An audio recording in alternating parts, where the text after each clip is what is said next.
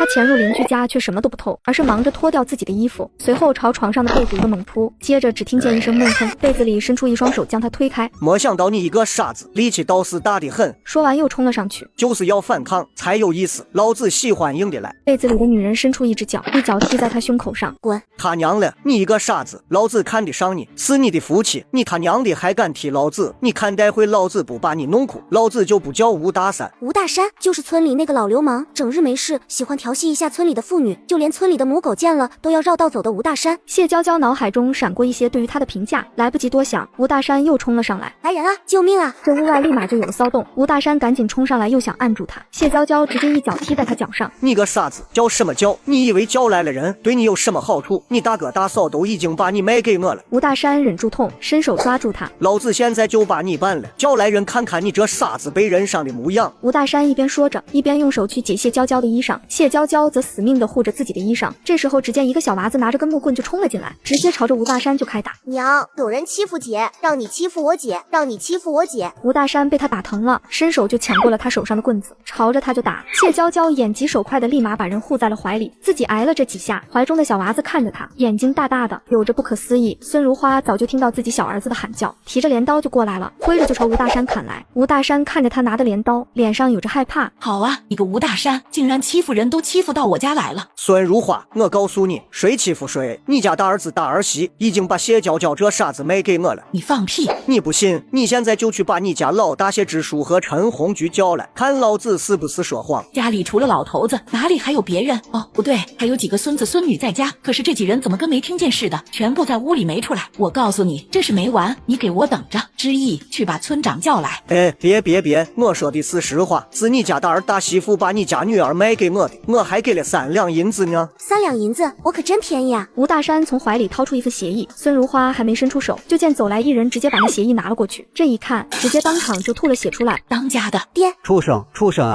接着整个人就昏死了过去。看样子我这是真被卖给面前的老流氓了。吴大山见状，从谢震手上拿过协议，立马拔腿就要跑。谢娇娇刚要上前抢过，却见那人已经跑了，随后把这原主爹放到了床上。孙如花也来不及感叹谢娇娇的变化，就见床上的人醒来了，让你好好躺着，你怎么就不听话下床了呢？如花啊，我就要走了，以后这一大家子你可怎么过活啊？老头子，你别说了，你快别说了，我去给你煎药，咱们再喝一副药，指不定就好了。我不行了，只是放心不下你和娇娇，还有知意。爹，你不要走，你不要丢下知意和娘，还有姐姐。一说到姐姐，谢震向谢娇娇伸出了手，谢娇娇上前一步想握住，没曾想这还没握住，这手就掉了下去。原来女人小时候落水发烧，烧成了傻子，自己哥嫂嫌弃她是个累赘，3两银子就把她卖给了吴大山，并故意出门给吴大山机会把她要了。可就在被吴大山压得呼吸上不来时，现代的谢娇娇穿越了过来，于是出现了开头一幕。这个时候大房和二房的孩子听见了，跑了出来，大家齐齐的都跪在了床前。谢钱则跑了出去，去田地里通知自己的爹娘和二叔二婶去了。4人回来的路上，并没有因为谢震的离世有多担心，而是担心这吴大山今天没有得逞，日后会不会找他们报复。真是没用，一个大男人连个女人都对付不来。可不是，咱们把家里的人都支开了，他都没办成事，这事可不能怪到咱们头上来啊！你奶什么时候回去的？早听见小姑在屋里喊了，我和妹妹还有坤弟躲在屋里都没出去，最后是守着爷爷的小叔冲了过去，再最后就是奶拿着镰刀冲了进去。一行几个人听着，心里都惋惜不已。可一到院门口，几人立马换了一副面貌。谢之书和谢之礼心中多少还是有些真的难过，但眼泪也是掉得真真切切。可这大媳妇和二媳妇则是揪了自己的大腿肉一把，就哀声哀气的哭了起来。爹啊，你怎么就走了啊？你这样让我们剩下的人怎么活啊？爹啊，您辛苦了一辈子，还没好好享福，怎么就走了？两人一唱一和的，显得自己又孝顺又难过的。这村里的人听着他们这么一喊，立马知道这谢震的走了。没一会，家中就来了村里的人来帮忙。等请乡亲吃了一顿白事饭后，孙如花似乎才反应过来，她的娇娇好像不一样了。娘的娇娇是不是好了？谢家所有人都看着谢娇娇，等着她说话。谢娇娇看着老泪纵横的便宜娘，心中一时间有些感触，微微点了一下头。那天吴大山想要欺负女儿的时候，女儿头撞到了墙上，只觉得灵光一闪就好了。娘的娇娇终于好了，好了就好，好了就好。可回头又想起了吴大山欺负自己女儿的事情，双眼瞬间对上了自己的大儿媳和大儿子。吴大山说是你们把娇娇卖给了他。陈红菊不敢看孙如花的眼睛，朝谢之书身后躲。谁知道这丫头的病会突然好了？他一躲，孙如花就知道这是真的，想着自己当家的就是看了那份协议气的吐血，这才去了，心中就又气又怒，冲上去恨不得撕了这大儿媳妇。你们怎么敢？你们怎么可以把我的娇娇卖了？娘，你也别怪我们，娇娇以前病着，我们卖她还不是因为爹病着看病要花钱，想着反正她无用，换些银钱给咱爹治病也是好的。好个屁！你们自己没有出息，却想着用我的娇娇换钱，她是你们的亲妹妹啊！你们良心都被狗吃了不成？孙如花的话让几个人无从反驳。你们卖娇娇的银子呢？吴大山不是个好的，得赶紧把钱拿去还了，把协议要回来才是。听他这样一问，几人畏畏缩缩的，相互交换眼神，就是不开口。我问你们，银子呢？娘，我知道大哥大嫂还有二哥二嫂花了，我看见他们前几天上镇上背了许多东西回来。什么？这就是你们说的卖了娇娇给你们爹看病吗？爹那病本来就没救了。你说什么？他说爹的病本来就没救了。孙如花抄起扫把就朝两个儿子身上打去，就连两个儿媳妇也没避免的被打了好几下。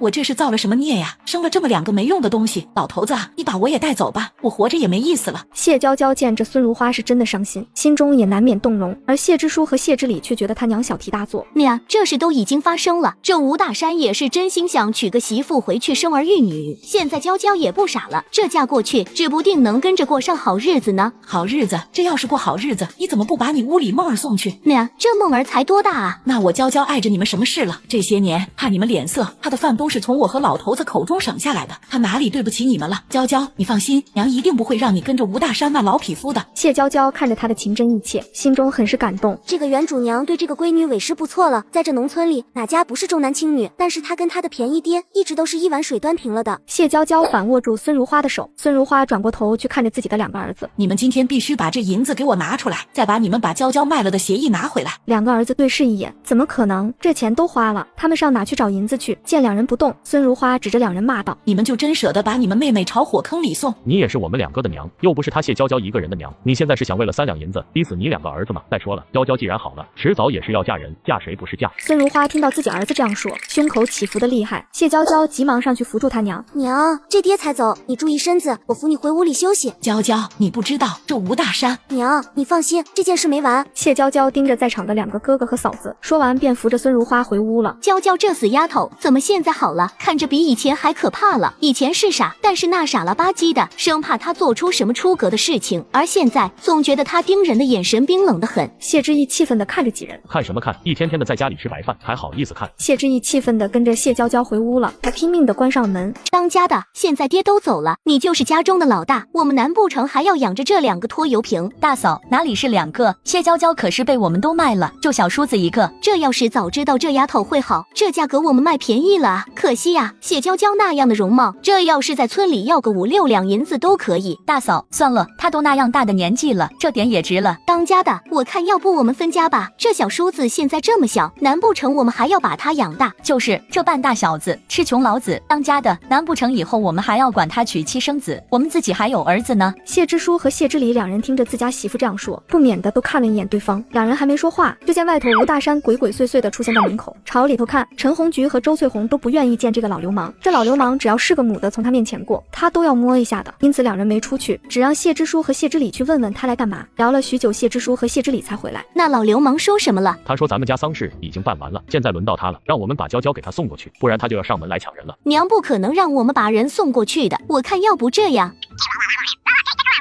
听他说完，几人都点头。女人在吃饭时发现奇怪的一幕，昨天还要卖她的嫂子，今天却热情似火，不仅主动下厨做了一桌大餐，就连饭都特意盛好送到手上，而且把儿子碗里的鸡腿都夹了过来。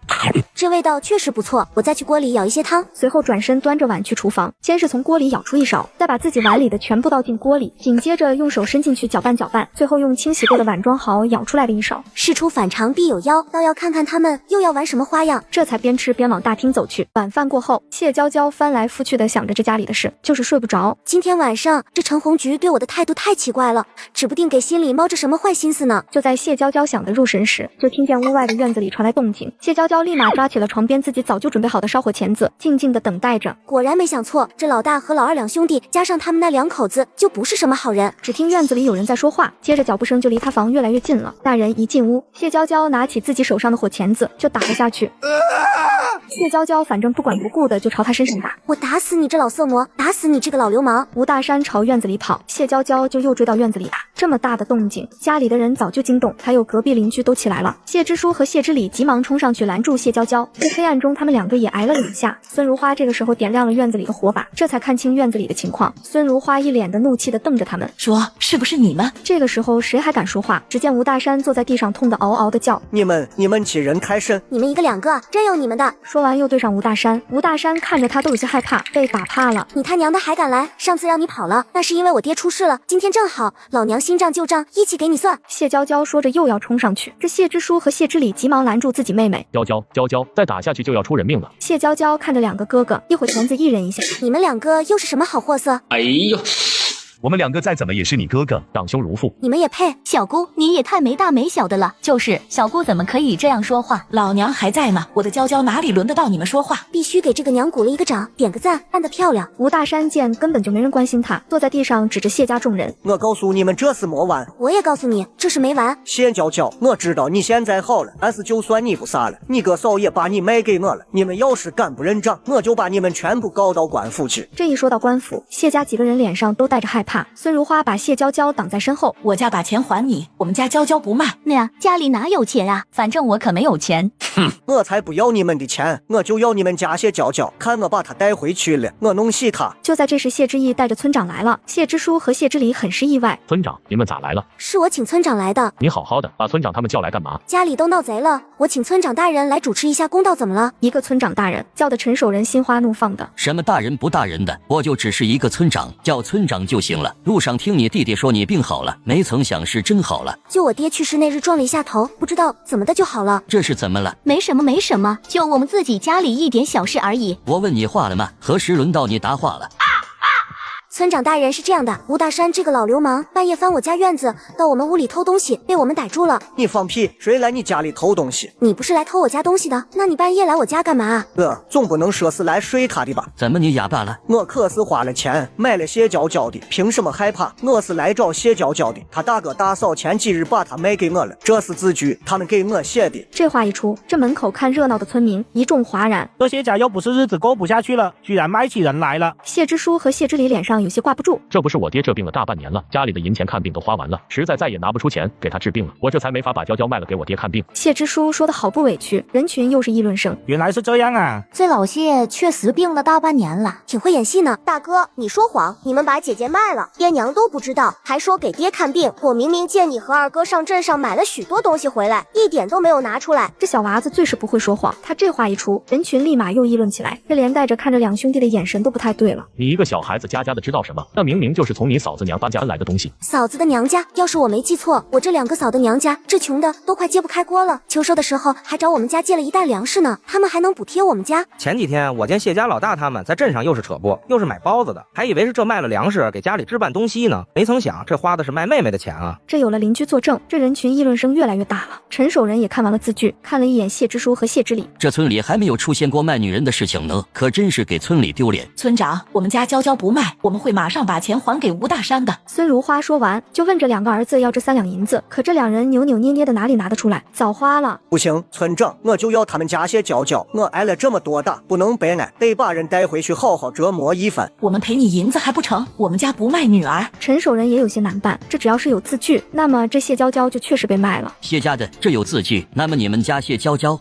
村长，求求你，我求求你了！哎呦，老谢家的，你快起来，你这是做什么？谢娇娇急忙把自己娘拉了起来，看了一眼2个哥哥2个嫂嫂，几人都不为所动的模样。娇娇啊，这可怎么办啊？你们都怪你们，我是造了什么孽呀？生了你们这么2个孽障。老谢呀，你把我也带走啊，我不想活了。谢家2兄弟并没有因为孙如花这样伤心而心有愧疚，而是觉得孙如花有些丢人。娘，这么多人看着呢，你们现在嫌丢人了？你们把你妹妹卖给吴大山的时候，怎么不觉得丢人？娘，你别担心，放心吧，这要是卖女儿也轮不到他们，他们既然写了字据，要卖就卖他们自己的女儿。谢娇娇，你这是说的什么话？你们卖我的时候，我爹还活着呢，我爹既然还活着，轮得到你们把我卖了。谢娇娇说完，朝着村长陈守仁跪了下去。村长大人，这谢支书和陈红菊跟着吴大山写下这字据的时候，我爹都还在世，这父母健在。所谓婚事，父母之命媒妁之言，我的婚事哪里轮得到他这个做大哥大嫂的做主？因此，这字据根本就是无效的。看热闹的村民都点头，有平常跟孙如花关系交好的隔壁王老婆子说道：“就是，这简直就是没有礼教了，哪有嫂子插手小姑子的婚事的？”他这样一说，这人群中好些人赞同。陈守仁听着，觉得有些道理。村长，这事你可得为我做主啊！我可是花了3两银子的。村长，我爹当时都病得起不了床了，我作为家中长子，难道还不能做主了？就是啊，长兄如父，老娘还没死呢。就算你们爹现在真的去了，那也是老娘做主。娘，这出嫁从夫，夫死从死，人人知道的道理。这真是我的好大儿啊！娘，你别生气，吴大山，你不来还好，你现在来说这个事，正好我也有件事要跟你好好算算。哥嫂将他卖给老流氓，他不仅将卖身契上面的名字换成哥嫂女儿的，还要报官告老流氓害死他父亲。是你把这字据给我爹看，气得我爹喷了好大一口血，我爹这才去的。是你害死了我爹！你放屁！你爹那是自己不行了，关我什么事？就是你，请村长大人为我们做主。吴大山害死了我爹，我要报官。谢娇娇，你信口雌黄，你爹本来就不行了。我爹在床上养了半年，都能下床走动了，怎么就不行了？明明就是你把字据给我爹看，他气着了，这才去了的。我女儿说的对，原来是你，都是你这个流氓害了我当家的，我们要报官。这一说到报官，陈守仁也严肃起来，他打心底肯定是不希望报官的。这些娇娇说的可是真的，你把这字据拿出来，气得谢震吐血了吗？我本来就不是给他看的，是他自己走进来，直接就拿过去看了。他吐血跟我有什么关系？要怪就怪他2个儿子，是他们亲自找上门来说是卖谢娇娇给我做媳妇的，我还上镇上问了大夫的，说这疯病不会遗传，我才答应的。你们2个不孝子，我和你爹是做了什么孽呀？生了你们2个这样不孝的东西。2兄弟都不敢说话，而吴大山也被打得浑身都痛，他也害怕了。这真要是娶了谢娇娇回去，这天天的还不知道是谁折磨谁呢。你们把银子还我，这人我不要了。这银子都花了，哪里拿得出来？不行，这人都卖给你了，哪能反悔？村长，你看我都说了，不要这些娇娇了，他们又不还钱。谢家的还不快拿银子？你们还不把钱还给他？我反正没钱。村长，这一天天的媳妇没睡成，还被打成这样，现在这钱也不还，没有这样的道理。你们2兄弟把银子拿出来还给他。村长，凭什么？这白纸黑字都写得清清楚楚的，人都卖给他了，他自己现在不要了，关我们什么事？孙如花反手就给他一巴掌，气得说不上话来。娘，你和嫂子这什么气？孙如花要说什么，谢娇娇手捏了他手臂一下，示意他别说话。村长大人，我娘还在世，我的主自然是轮不到我这大哥二哥来给我做的。既然我大哥大嫂拿不出钱，要不就拿他们女儿谢梦儿抵了吧。村长，我同意，这些梦儿没有这疯病，谢娇娇现在看着是好的，万一哪天又病了呢？你同意个屁！吴大山你他娘的也不撒泡尿照照自己是个什么孬样。孙如花看了谢娇娇一眼，谢娇娇朝着他眨眼睛。孙如花心中顿时明白谢娇娇的意思，就许他们卖我女儿，不能卖自己的。村长，我也同意，这老头子走了，这个家就我做主，就用梦儿那丫头换我们家娇娇。那样不可以。怎么不可以？你们之前卖我娇娇都可以，现在卖自己女儿不可以了？就是这卖小姑都可以，卖自己女儿不行了。要你们狗拿耗子多管闲事。陈氏，你跟你这谢老大都可以做主，把这谢娇娇卖给吴大山。这孙如花还是你婆母呢，她难道还不能做你家谢梦儿的主？就是村长，就这么办吧。行吧。好呀，好呀，太好了。当家的，你倒是说句话啊！二弟媳，你们也说句话啊！但是几人都没有搭理他。陈红菊又用手指着看向谢娇娇，都是你，都是你！哼，是我让你们把我卖了的。你若是不想你女儿被卖，可以啊，你把银子拿出来不就成了？不用，这要是换成谢梦儿不用还银子，以后就是亲家关系了。谁他妈的跟你是亲家？当家的，你快想想办法，梦儿不要嫁给吴大山这个老流氓。陈守仁看陈红菊这副模样，都是一个村的，也不想把事情做绝了，开口道：你们要不凑凑，拿出3两银子给吴大山？那可不行，我不要银子，我要谢梦儿。闭嘴，你们赶紧凑凑吧。这银子也不是我们一房花的，你们二房也把你们分的银子拿出来。谢之礼这个时候要说话，周翠红拉了他一把：大嫂，这银子都花没了，哪里还拿得出来银子？娘，梦儿可是您的亲孙女，您不能这样对她啊！孙如花心中一时间也百味杂陈，这手心手背都是肉。那你们当初为何要把娇娇给卖了呀？娘啊，我求求你了！谢娇娇看孙如花为难，上前拉住孙如花说道：娘，大嫂可真不会将心比心，当初卖我的时候，我看她怎么一句话也不说，现在人家不要我，要她家谢梦，她就不行了，这都是做娘的。这当初他们卖我的时候，可不像您现在这样。谢娇娇，你好没良心，梦儿可是你亲侄女，当初你们卖我卖的，现在卖你们女儿，你们就卖不得了。这要是吴大山要我嫁过去，我为了大哥二哥两家好吃好喝，我也是愿意的，可人家不要我的嘛。吴大山，你可愿意啊？吴大山看着谢娇娇手里晃动的火钳子，立马想到自己刚刚被揍的模样，这浑身还在疼，急忙摇头。不，村长，我就要谢梦儿。你看吧，他就要你家谢梦儿。都是你，明明是你嫁过去，你非得拉上我家梦儿，我跟你拼了！孙如花立马抓住他，一把把他推向一边。啊，你个没良心的家伙！你们自己把银子拿去吃好喝好了，现在还把一切怪在我娇娇身上，真是丧德！我家怎么会娶了你这么一个好吃懒做、有被人伦的东西？村长，既然他们不拿银子，就这么办吧。谢之书还想说什么，可孙如花一个眼神扫回去，立马缩了脖子。行，那就这么办。不过孙如花也不是真的想把谢梦就这样卖给吴大山。村长，若是我们家3天之内能拿出3两银子给吴大山，是不是我孙女就不用嫁给他了？吴大山不同意，陈守仁却点头。你这要是真要钱，总要给人家一点时间凑一凑的嘛。吴大山这才不情愿地闭上了嘴巴。村长几下重新写好了字据。你们来画押的。陈红菊和谢之书都不动，孙如花直接拿了过来，犹豫了一下，可转头看到一脸委屈的谢娇娇，立马按了手印。这一份就作废了，这闹了大半宿，大家伙也累了，大家都散去吧。待所有人都走了后，陈红菊让二房把银子交出来，周翠红急忙拉着谢之礼就回了屋里，根本不理他。幸好自己没生个女儿，陈红菊自己活该。陈红菊立马又对准孙如花，可还没开口，娘，我突然觉得我头又有些痛，娘看看是不是还有哪里没好？就是有些疼。要是娇娇有个什么，你们全部吃不完兜着走。孙如花拉着谢娇娇进屋，谢娇娇顺手还把谢之意拉着一起。到了屋里，孙如花急忙要去查看谢娇娇哪里不好。娘，我没多大事，只是怕大嫂又拉着你说什么，装的。你这丫头要吓死你娘了。姐，我发现你这病好了以后变得好聪明，晚上辛苦你了，这黑灯瞎火的还去叫村长，时间也不早了，睡吧。翌日一早，院子里谢妹儿在哭，另外一边是陈红菊骂二房的声音。你们这些黑心肝的，花着卖侄女的钱，也不怕天打雷劈？要天打雷劈也是先劈了你，是你自己先提的把小姑卖了，又不是我提的。你放屁，明明就是你提的，就是你说与其留着这么个傻子在家里吃白饭，倒不如送给哪家当媳妇算了。那我也没让你把小姑卖了，活该现在报应在自己女儿身上啊！周翠红，你这贱人，我跟你拼了！小姑是我们卖的吗？你们也有份，你们没分钱吗？两人扭打到了一起，偷鸡不成蚀把米，你自己活该。两人出手简直是不分上下，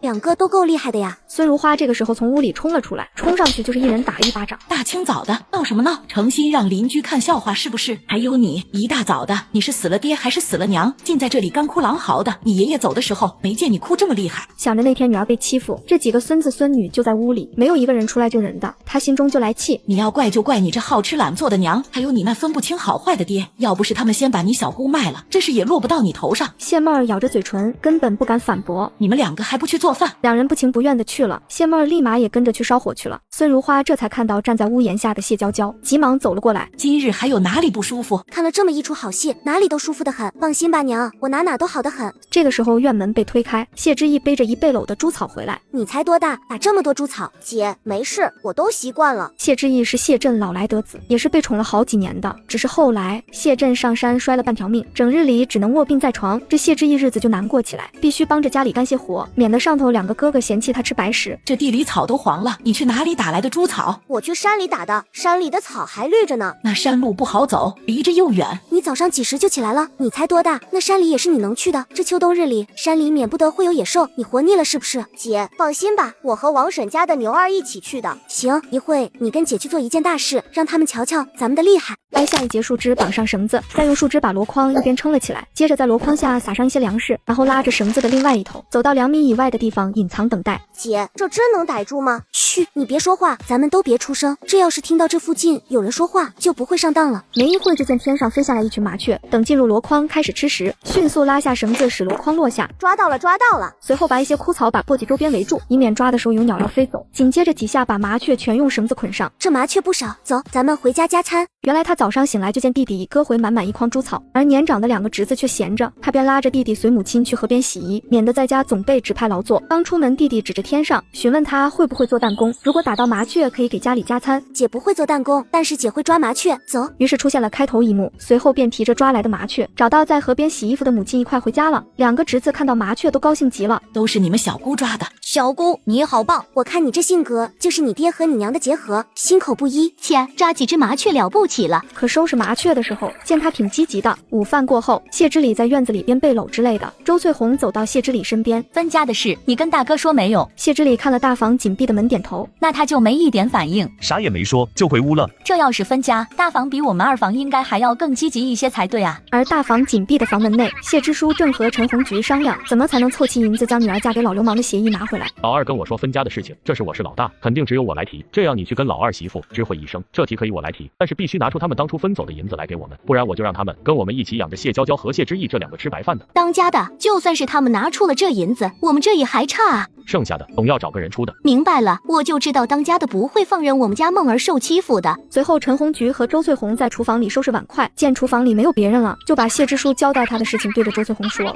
周翠红收拾完碗筷回到屋里，将事情说了一遍。谢之礼一听，心中有些窝火。他们就是认定了我们不想养着这两个拖油瓶，所以才这样说的。那要不我主动提分家的事情？不可，咱们是二房，若是咱们主动提，这事情在外人眼中还不知道外人怎么想呢。那你说怎么办嘛？难不成真把银子拿出来给他们？你说这样成不成？娘能同意吗？你管他的，反正这分了家，娘就是咱们几兄弟轮着养的，而且这事就是要他不同意。那成，我这就去找娘说。哼，你以为就你们会算计？我呸！随后谢之礼便找到孙如花，空不空？我找您说点事。说吧，什么事？娘，说实话，我作为二叔也是舍不得侄女嫁给那么个人，可您也知道，爹当初看病，我们二房拿出了所有积蓄，还额外借了钱。虽然我们是拿了卖娇娇的钱，可是这钱我拿着就还人了。现在大哥大嫂又一直问我要那钱，把我逼得实在是没办法了。一说到这个，孙如花也没办法说什么别的。见他娘不说话，谢之礼知道他娘这是记着的。娘，您看这样成不？反正现在也秋收了，我们干脆卖一块地。好了，不准说了。娘，当初你爹病得那样厉害，他都不允许卖地给他治病啊。这地是什么？地是咱们农家人的根啊。这要是没有了地，咱们一大家子喝西北风去啊。娘，我们只是卖一块地，又不是全卖了。一块也不行，你说是不是你大哥让你来说的？不是娘，就是我自己舍不得我这大侄女嫁给吴大山那老匹夫。他虽然这样解释，可是吞吞吐吐的模样，就让孙如花觉得肯定是大房搞的鬼，直接冲出了自己房门。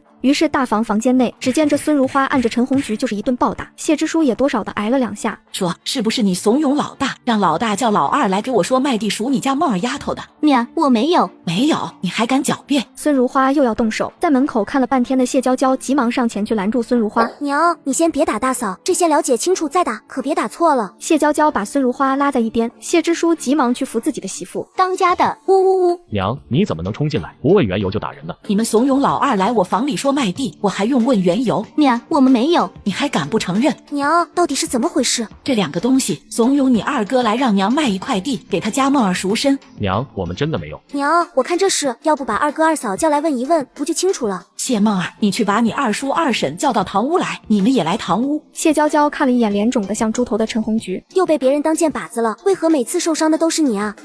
到了堂屋，周翠红一看陈红菊的脸，努力压制住自己要笑的嘴角。哎呀，大嫂你这是咋了？她能咋了？这陈红菊在屋里叫的那样大声，孙如花的声音也那样大，你能不知道她咋了？你少猫哭耗子假慈悲。二弟，我们有叫你去给娘说卖地还钱给吴大山吗？没有啊。娘，你看我说了没有吧？老二，都这个时候，你也不用替他们瞒着，他们是什么样的人，娘心中清楚得很。这便宜娘有些单纯啊。谢之礼不说话了，他不说话，这便是认可了孙如花说的话。谢支书心中被气得没法。娘，这事都说了，不是我们让二叔跟你说的，二叔也否认了，现在您还不信了？周翠红，肯定是你让二叔去说的，然后挑拨娘与我们大房的关系。大嫂冤枉啊，明明就是你们自己想找银子把梦儿丫头的事情解决了，我和当家的好心帮你们，你们现在还反打一耙。说完那委屈的就快掉下泪来了。陈红菊气得说不出话来。娘，他装的。够了，你们还没觉得自己错？娘，你也太偏心了，明明是他们自己说的，可你非得说是我们房说的。当家的，我觉得这日子真是没法过下去了啊。谢支书也觉得他娘偏心，有些幽怨地盯着孙如花。你们觉得我偏心？陈红菊没理孙如花，可那脸上的表情说明了一切。你们爹生病的时候家里没银子了，你们大房分文未拿，而知礼是把自己所有的银子都拿出来了，就凭这点他们也不可能撺掇着我去卖地，而且卖地这事当初你们两口子就提过，我可有说错？娘，您这样说就不对了，我们是不想拿嘛，每一年都是我们大房的去服徭役，二叔从未去过，他闲下来的时候可以编织一些东西拿到镇镇上去换钱，而我们有干不完的活，哪里有时间去赚钱？谢支书听着自己媳妇的话，心中也委屈极了。娘，反正这是我们房没提，你爱信不信，但是你孙女的事情，你再怎么也是要管的。你想我怎么管？二弟他们当初是拿了1半银子走的，你让他们把银子拿出来。大哥，我们没，我不管你们有没有，这要是谢娇娇这个做妹妹的卖身钱，你们2个拿着我无话可说。可这是我们大房的女儿，你们侄女的银子，你们也好意思啊？谢娇娇在旁翻了个白眼，两人还要说什么？谢娇娇打断了：娘，我觉得大哥说的对，实在是看不下去了。要说起先还不知道原因，可刚刚听陈红菊那样说，觉得这二房有些得寸进尺了。娇娇怎么连你也？娘，将心比心嘛，这若是大哥大嫂嫁女儿的银子，这二哥二嫂还要分，可真是不占理了。陈红菊和谢支书都没想到这谢娇娇会帮自己屋说话，有些惊讶。怎么哪里都有谢娇娇这死丫头？娘，我们可是没钱啊，您知道的，这当初爹生病，我们房可是出了所有银子，还找人借了的，这可都是要还的啊。二嫂，若是我没记错，你们房里也不过拿了几十文铜钱，还找别人借了几文，凑了个整数，对吧？可这银子你们可是分了1两5钱，利息这么高，全还给别人了。一连几个问句，让周翠红说不上话来。娘在跟我们2个儿子说话，你一个女儿家插什么话？娘，老二，你说的是什么话？娇娇是我们这个家的一份子，你都能说话，她为何说不的？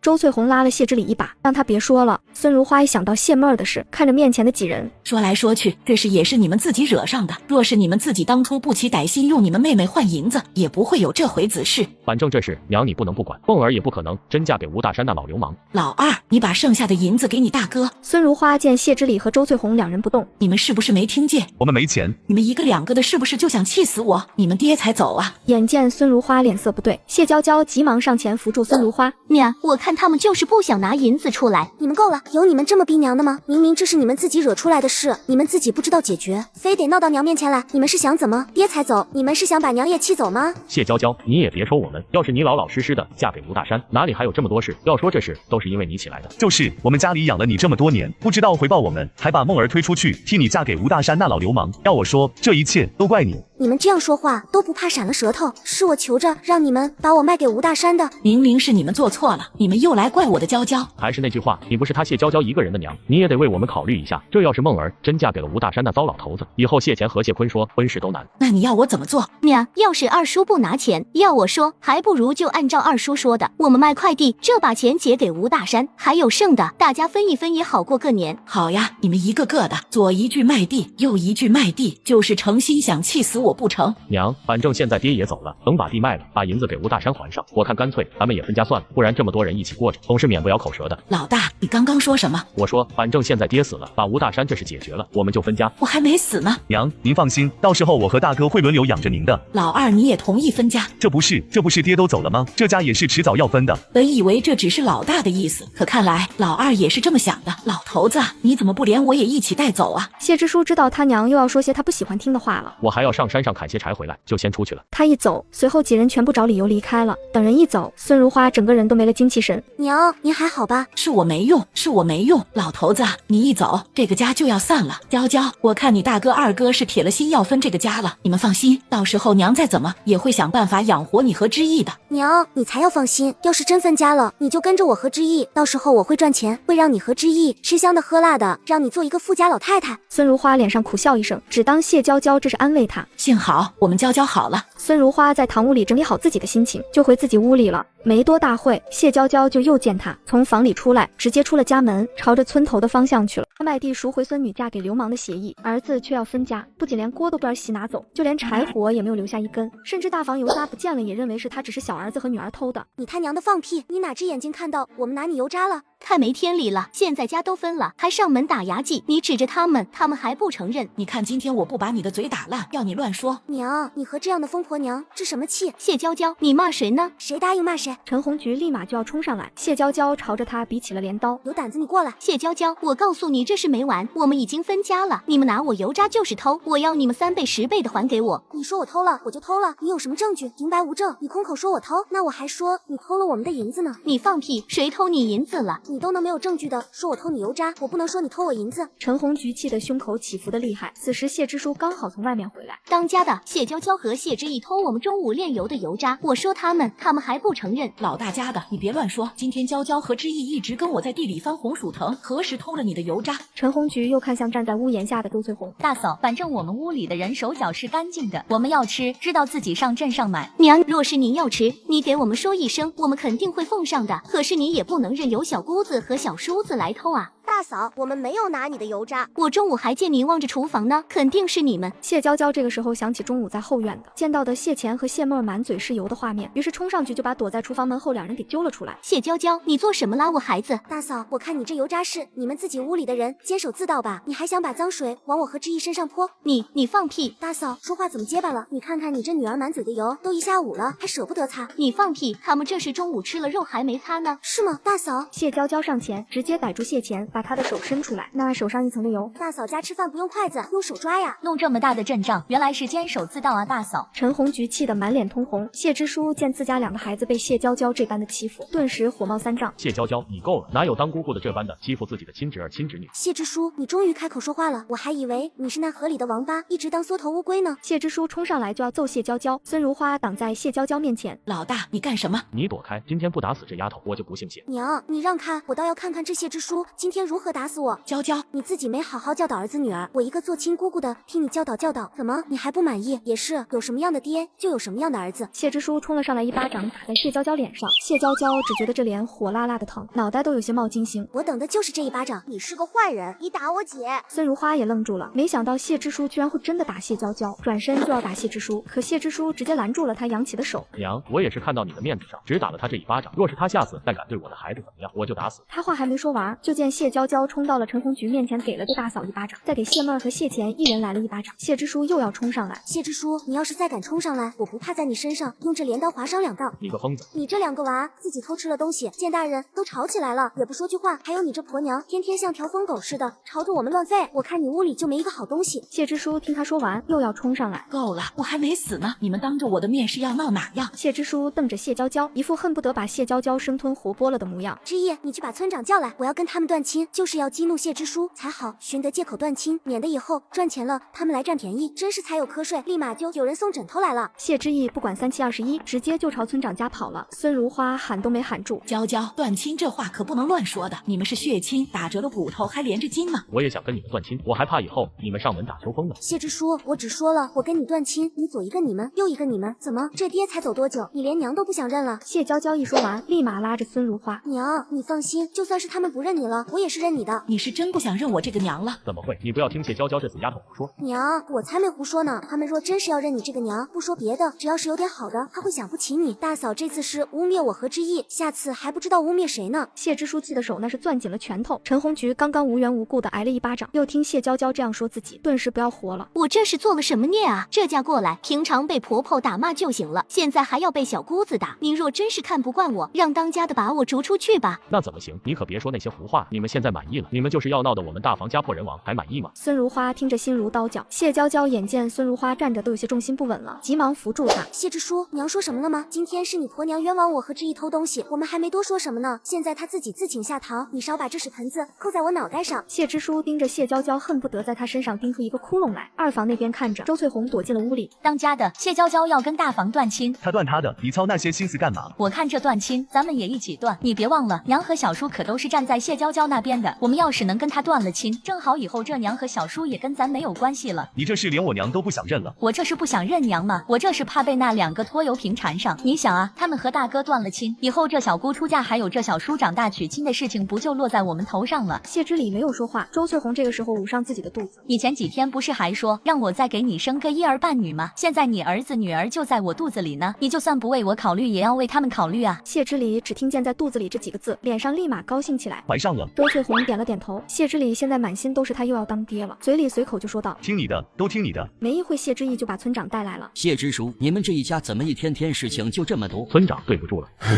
老嫂子，听你们家之意说你们要断亲。村长大人，我要跟他们一家断亲，我要和姐姐一起。说完拉了一把他娘。娘，孙如花没说话，手心手背都是肉。这个时候谢之礼走了出来。你也要断亲？谢之礼不好意思的低下头。好啊好啊，一个两个都觉得我们是累赘，都想把我们赶出去。没有，我们也只是和小妹还有三弟断了，又没有不要您。村长，我们都断亲，我孙如花和谢震就当没生这2个孽种。谢娇娇虽然看孙如花的样子，心中很是难受，可是在她心里能跟面前这2个哥哥断了这份亲情，其实是极好的。你们若是断了这份亲情，还要住在同一个屋檐下吗？那怎么可能？看着不碍眼吗？都断亲了，还天天相处，看着确实不舒服。村长大人，我看那山脚下有几间破败的房子，不知道是村里哪家的。那是之前一户打猎人家的，他们家之前只有个女儿，嫁到外地去了，就都跟着去了。那村长大人能否把那几间屋子借给我们住一段时日，等我们赚了银子，新修了房子再还给您？就凭你们也赚得了钱，修得了房子？就几间破房子，反正现在也无人住，你们要住就去住吧。于是村长开始写这段亲书。我们其实继续住这里也可以的，但是既然他们要我们搬出去住，那么就请他们帮我们把那山脚下的房子修缮好。陈守仁看了一眼谢之书和谢之礼，可以。他们既然答应了，我看也不用写进段亲书里面吧，我盯着他们给你们修缮好就行。不过他们修缮的这2日，我们还是要在这住的。那是自然。断亲书写好，谢娇娇拿着断亲书，心里是高兴的，但是面上却不能表现得太过，因此只是默默地把断亲书收起来。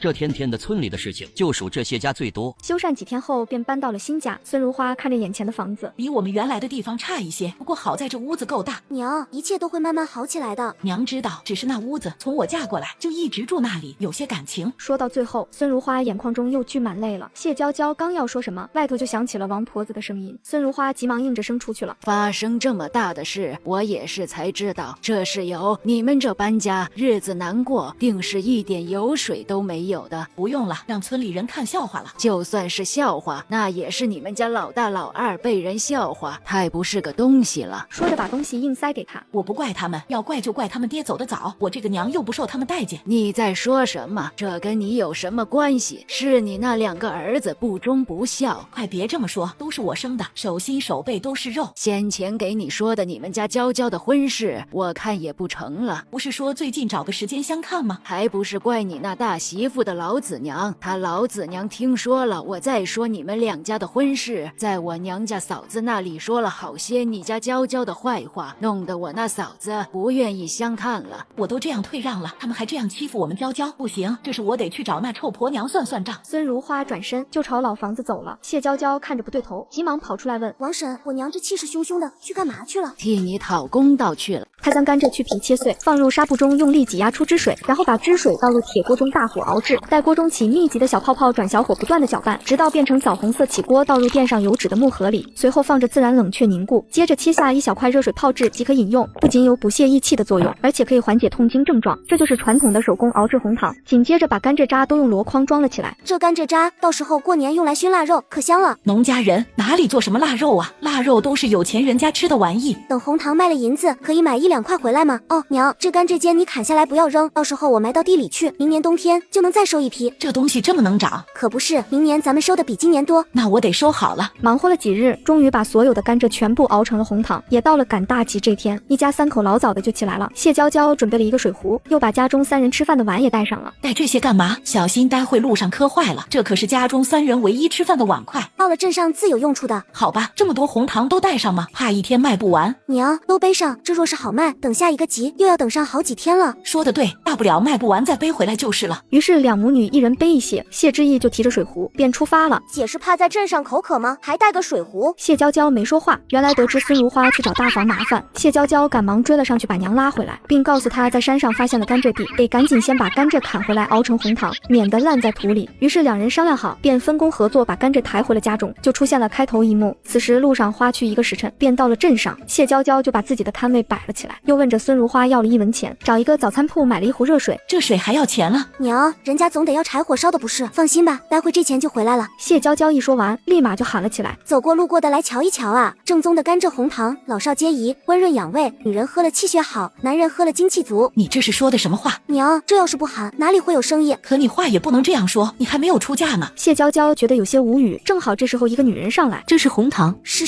这位夫人可要来一些，这可是正宗的甘蔗红糖，喝了补气。气血，养精神，美容养颜呢。谢娇娇一边说着，一边急忙用碗倒了一碗给女人。夫人要不尝尝，这味道可正宗了，还带着一股甘蔗的清香呢。女人接过碗，刚准备试试，可一看这碗上还有一个缺口，立马嫌弃的放下碗，直接就走了。这好好的生意怎么就走了？人家嫌弃我们这碗上有缺口呢，要不娘我可没钱了。于是谢娇娇无奈的拿了一小块红糖到早餐铺子那边，问老板借了几个碗。红糖多金贵的东西啊！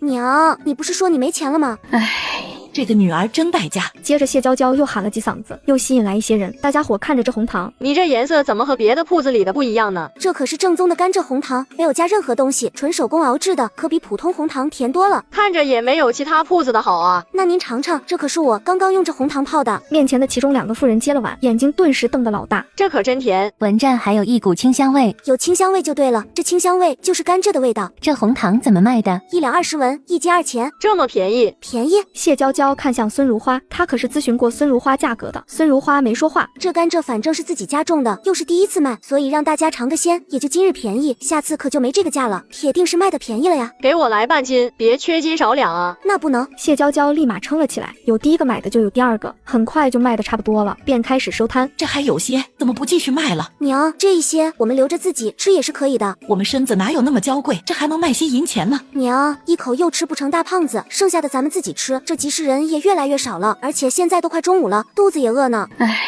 依你。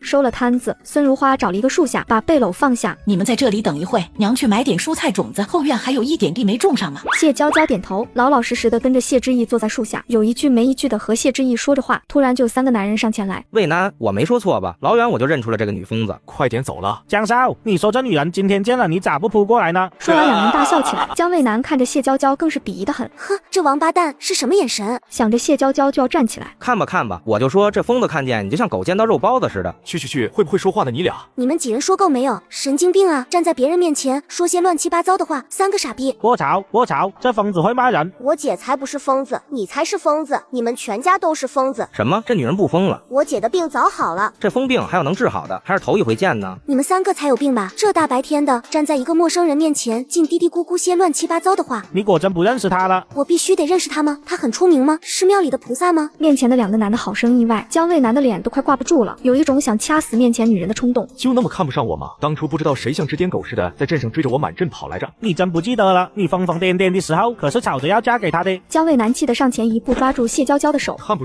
不上你当初追着本少爷满镇跑，惹得本少爷成为了这镇上的笑柄。把你的爪子松开！不松，是你逼老娘的。谢娇娇直接另一只手也抓住江渭南抓她的手，再一个转身给江渭南来了一个过肩摔。自讨苦吃！我再告诉你，我的病已经好了，疯这时候干的事都不记得了。你再到老娘面前晃悠，见一次老娘打你一次。还有你们再到我面前瞎逼逼，见你们也打。谢娇娇转身捡起地上的一根棍子，看着3人，谢娇娇这阵仗吓得另外2人架起江渭南就跑。你给本少爷等着，下次见到你，本少爷打死你这个死丫头。切，就这点出息。姐，你认识他们吗？谁会认识这样3个傻逼？这个时候孙如花也回来了，见2人面色不对。怎么了这是？没什么，之意想你了。给了谢之意一个眼神，谢之意立马领会。娘，你怎么去了这么久？讨价还价花了一些时间，好了，走吧，回去了。回去路上出镇的时候，孙如花看见了王婆子在买豆腐，急忙上去打招呼。你们也上镇上来了？你怎么也上镇上了？这不是冬天了吗？这家里的母鸡不生蛋了，趁着现在赶大集，就拿到镇上来卖了。婶子要不要这豆腐？便宜卖了。怎么个便宜？这只剩老豆腐了，你们看着给，见钱就买，不然这拿回去也坏了。我看你这还有不少啊。本想着今日赶大集，多做了一些，却不曾想这买的人比往日里少许多。老板，若是你这豆腐我们都要了，你能多便宜？娇娇，别瞎说，这么多我们怎么吃得完？娘，全部买了，我又想到一个赚钱的法子。孙如花有些不相信的看着谢娇娇，买了吧，娘，我又不会浪费粮食的。你们若是全部要了，给50文就行了，至少把这豆子钱保住。豆腐这玩意多放半天味道就酸了，实在是不值得买。大姐，你们若是真全要，45文就行。行，我们都要了。卖豆腐的立马喜笑颜开，给他们装货，装完看着孙如花，娘，给钱啊！孙如花在外人面前不好说什么，只能不太情愿的给了铜钱。早知道就不上来打这个招呼了。回到家中，孙如花就是满脸的不高兴，谢娇娇这才看出来，急忙上去画大饼。娘，我买这些真的是有用的，这么多怎么吃得完？豆腐这东西放不了多久的。我又不是买来我们吃的，我是买来做别的东西拿去卖的。我们这红糖都卖完了，总要想点别的法子来赚钱不是？这豆腐能做什么东西？我说了，这东西放不久，你就算做好，拿到镇上去卖，那也全部坏掉了。您就放心吧，到时候卖了大钱，给您买一根金簪子。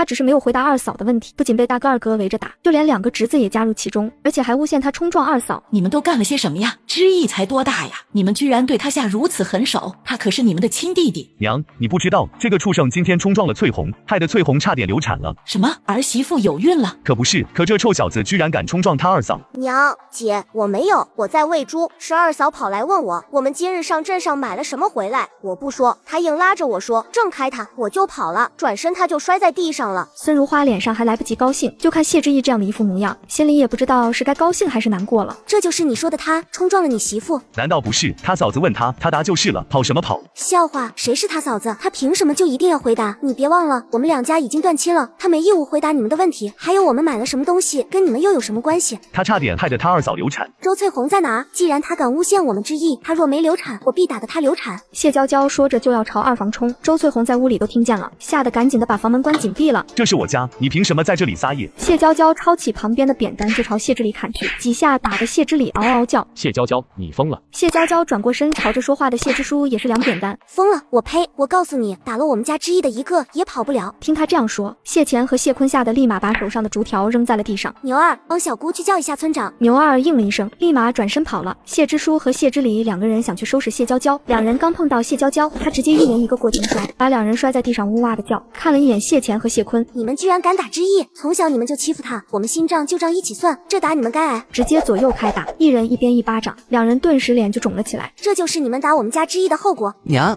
你救我啊娘！陈红菊不敢说什么，只能挡在谢乾前面。谢乾，你记住了，你挨打了，你娘会护着你；谢之意挨打了，我会护着他。你以后再敢对之意动手动脚，老子砍了你的手脚。而谢之书脸都气红了，背上又是一阵一阵的疼。滚！你们都给我滚！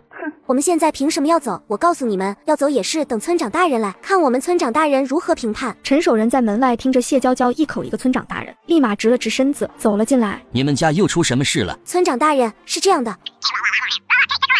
谢娇娇把这话一说完，村长脸上顿时气得不行。你们两个大的两个小的，打这么点大的孩子，说出去也不嫌丢人。村长，那也是因为他把我家媳妇害得差点流产。那你媳妇流产了没？没有，可她一直叫嚷着这肚子痛，谁知道这孩子会不会没了？我家谢坤都10岁了，我们好不容易才有了这一胎。村长，就算是我们打了谢之意，可那也是因为心急这二弟妹。你想啊，弟弟他们这么久才要上孩子，我是这个家的大哥，我不得为他们做主啊。你做个屁的主！就你这人头狗样的，你还替别人做主？谢娇娇，你说话别太过分。村长大人，这周翠红自己摔倒了，还赖在我弟身上，而且没见这谢之礼请大夫给自己媳妇看病，反倒是按着我弟打，这是个什么道理？村长，你知道的，我们农家人这身子贱，不到万不得已哪里请得起大夫？你既然这样说，那就说明你媳妇没事是不是？她摔了一跤，怎么会没事？有事你不请大夫？谢之礼扭扭捏捏的不说话了。村长大人，他们无缘无故打我们家之意，我要报官。这殴打人，按照我们当朝律例，再怎么说石板子是逃不掉的吧？他话一说完，谢乾和谢坤就被吓哭了。娘，我不要去衙门，不要挨板子。爹，我也不要挨板子。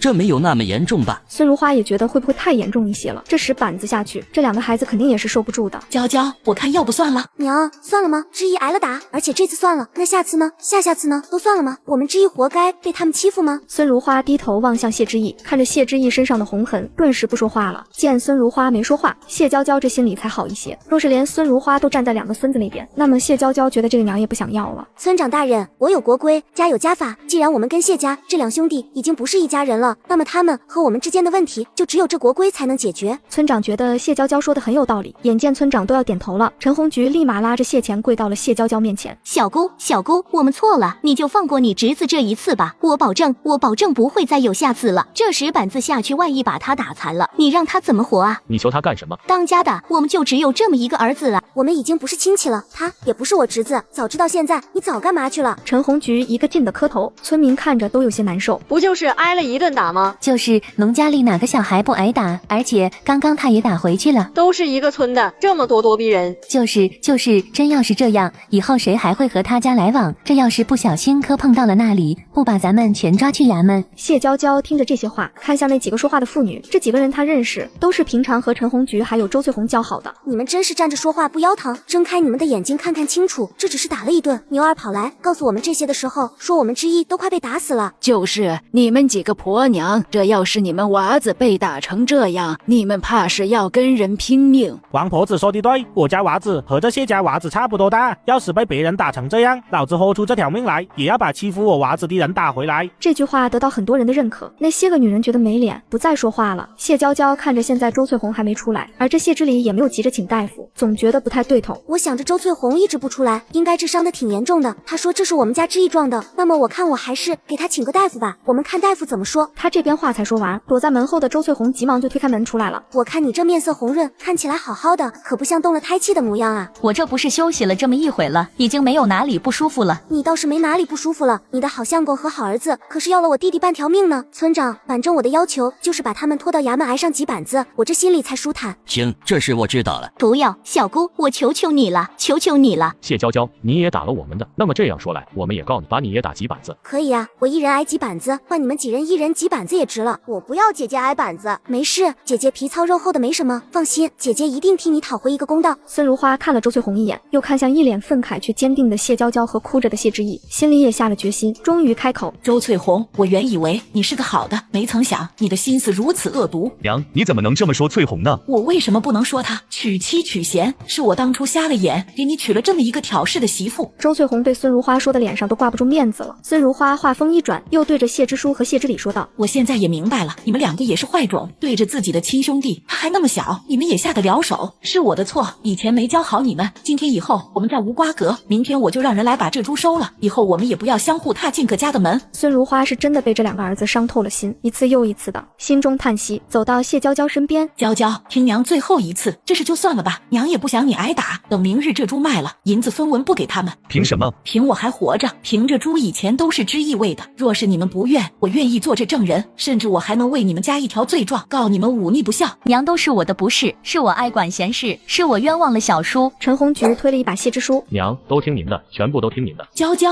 行，娘听您的。你们能大事化小，小事化了也是好的。谢之书，你以后再不能找他们的麻烦了。谢之书急忙点头。陈守仁帮了他们家几次了，谢娇娇这次请了陈守仁去家里吃饭。你们也还有这么多事情要忙，我就不打扰了，以后还有机会的。第二日，孙如花早早的就出门了，等再回来的时候，手里揣着1两银子。猪我也卖了，以后之意不用再去老房子了。今日我到镇上又买了一些肉回来，昨天买了白面，咱们中午包包子吃。娘，包好包子给王婶家送几个吧，昨日要不是他，我们指不定被人怎么说呢。送点吧，人要懂得感恩。还有你那豆腐再不处理要坏了。再将豆腐均匀切成小块，放入锅中水开蒸5分钟，然后夹到铺好稻草的簸箕里，放置阴凉处，直到表面长出白毛。接着把发霉的豆腐在白酒里过一遍，再加入盐、辣椒等调好的配料拌匀，随后一块块放进坛子里，倒上烧熟过的凉油，最后封口放置1周即可食用。不仅可以用来下饭增进食欲，而且加到吃羊肉的佐料里可以去膻增香。这就是传统的发酵食品豆腐乳。这东西看上去怪有食欲的呢。娘，你用这个下着稀饭试试。孙如花点头，加上了1整块。谢娇娇急忙拦住她：娘，加一点就够了，太多了，咸得很。孙如花和谢之意加了一点，放在碗里混着稀饭，一口饭下去，两人眼睛立马就亮了。这东西吃着怎么？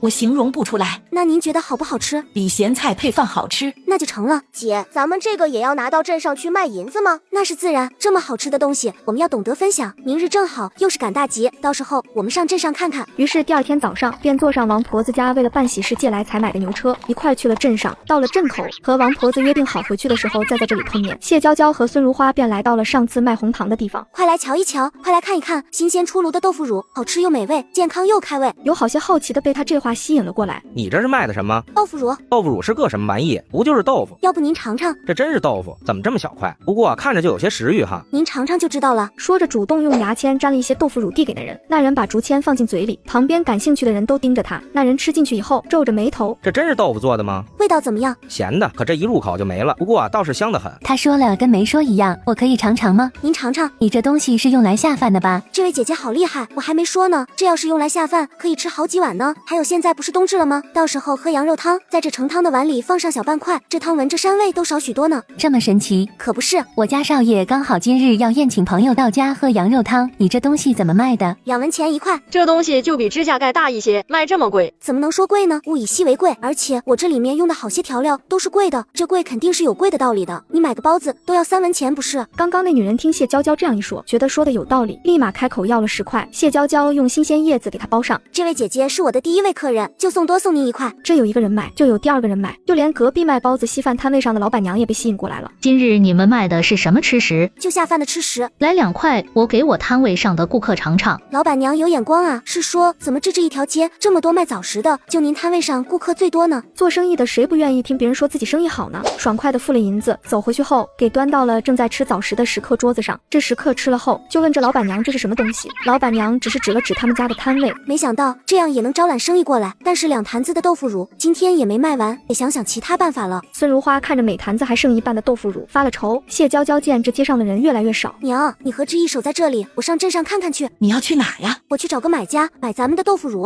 说着背上豆腐乳就出发了。随后看着镇上最气派的酒楼，谢娇娇走了进去。客官这边请。那个小哥，我不是来吃饭的，不知道您家掌柜的在不在？我想和他谈个生意。店小二抬眼看了看他的背篓，谢娇娇生怕他会将自己赶出去。那您在这边等一下，我去叫一下我们掌柜的。谢谢小哥了。没事，都是出来讨生活的。说完人就去后厨了。谢娇娇顿时对这小二好感度增加一波，没一会这小二就领着一人过来了。掌柜的就是他了。不知道姑娘有什么生意想跟陈某谈呢？陈掌柜你好，我这有个小吃食，想看您有没有兴趣。哦，我看姑娘拿着坛子，若是卖酸菜，我们店里是不需要的。这不是酸菜。谢娇娇急忙打开坛子，立马就一股淡淡的香味跑了出来。这是豆腐做的豆腐乳，陈掌柜尝尝，不过别尝太多，会有些咸。这做掌柜的就是对一些没见过的新鲜吃食感兴趣的很，接过筷子就尝了起来。这东西怎么入口即化，还带着一股子香味。掌柜的，这要是用来下饭，1块就能吃1碗饭，而且可以把这剩下的豆腐乳加到吃羊肉的佐料里，那羊肉吃起来更香。还有这用处？要不陈掌柜试试？那可真得试试。说完，陈掌柜拿着剩下的豆腐乳进后厨去了。谢娇娇在外头等着，等了有一会，陈掌柜才回来。谢姑娘说的这吃法果真好吃不少，不知道谢姑娘这东西怎么卖的？陈掌柜，你要多少？这一坛有多少？大概100块的样子。那我都要了，不过我看姑娘这坛子不满了。我另外还有半坛，我娘还在街上卖。陈掌柜是要1坛吗？我们店里每日里都会卖羊肉汤，这每日里也有羊肉汤的食客，你便宜点。我外头卖的是1块2文钱，若是掌柜的要，我可以便宜给陈掌柜。您看这样可以吗？一坛1钱50文可以吗？这个价格合适的，到时候我还可以从客人手里收更多，那就这么定了。还有陈掌柜，我背来的这一坛是不辣的，另外一坛是带辣味的，你都要吗？那不正好？陈掌柜生意兴隆，那我现在就去把剩下的给您背来。来福，你陪谢姑娘去。店小二立马就跟着去了。孙如花看着谢娇娇回来，见她背里的坛子已经没有了，急忙上前：你背出去的豆腐乳。娘，这是清风楼的小哥，我们的豆腐乳都卖给他们了，都收了吧，不用卖了。孙如花急忙帮忙把坛子这些都收起来。娘，你们在这等我，我送完就回来。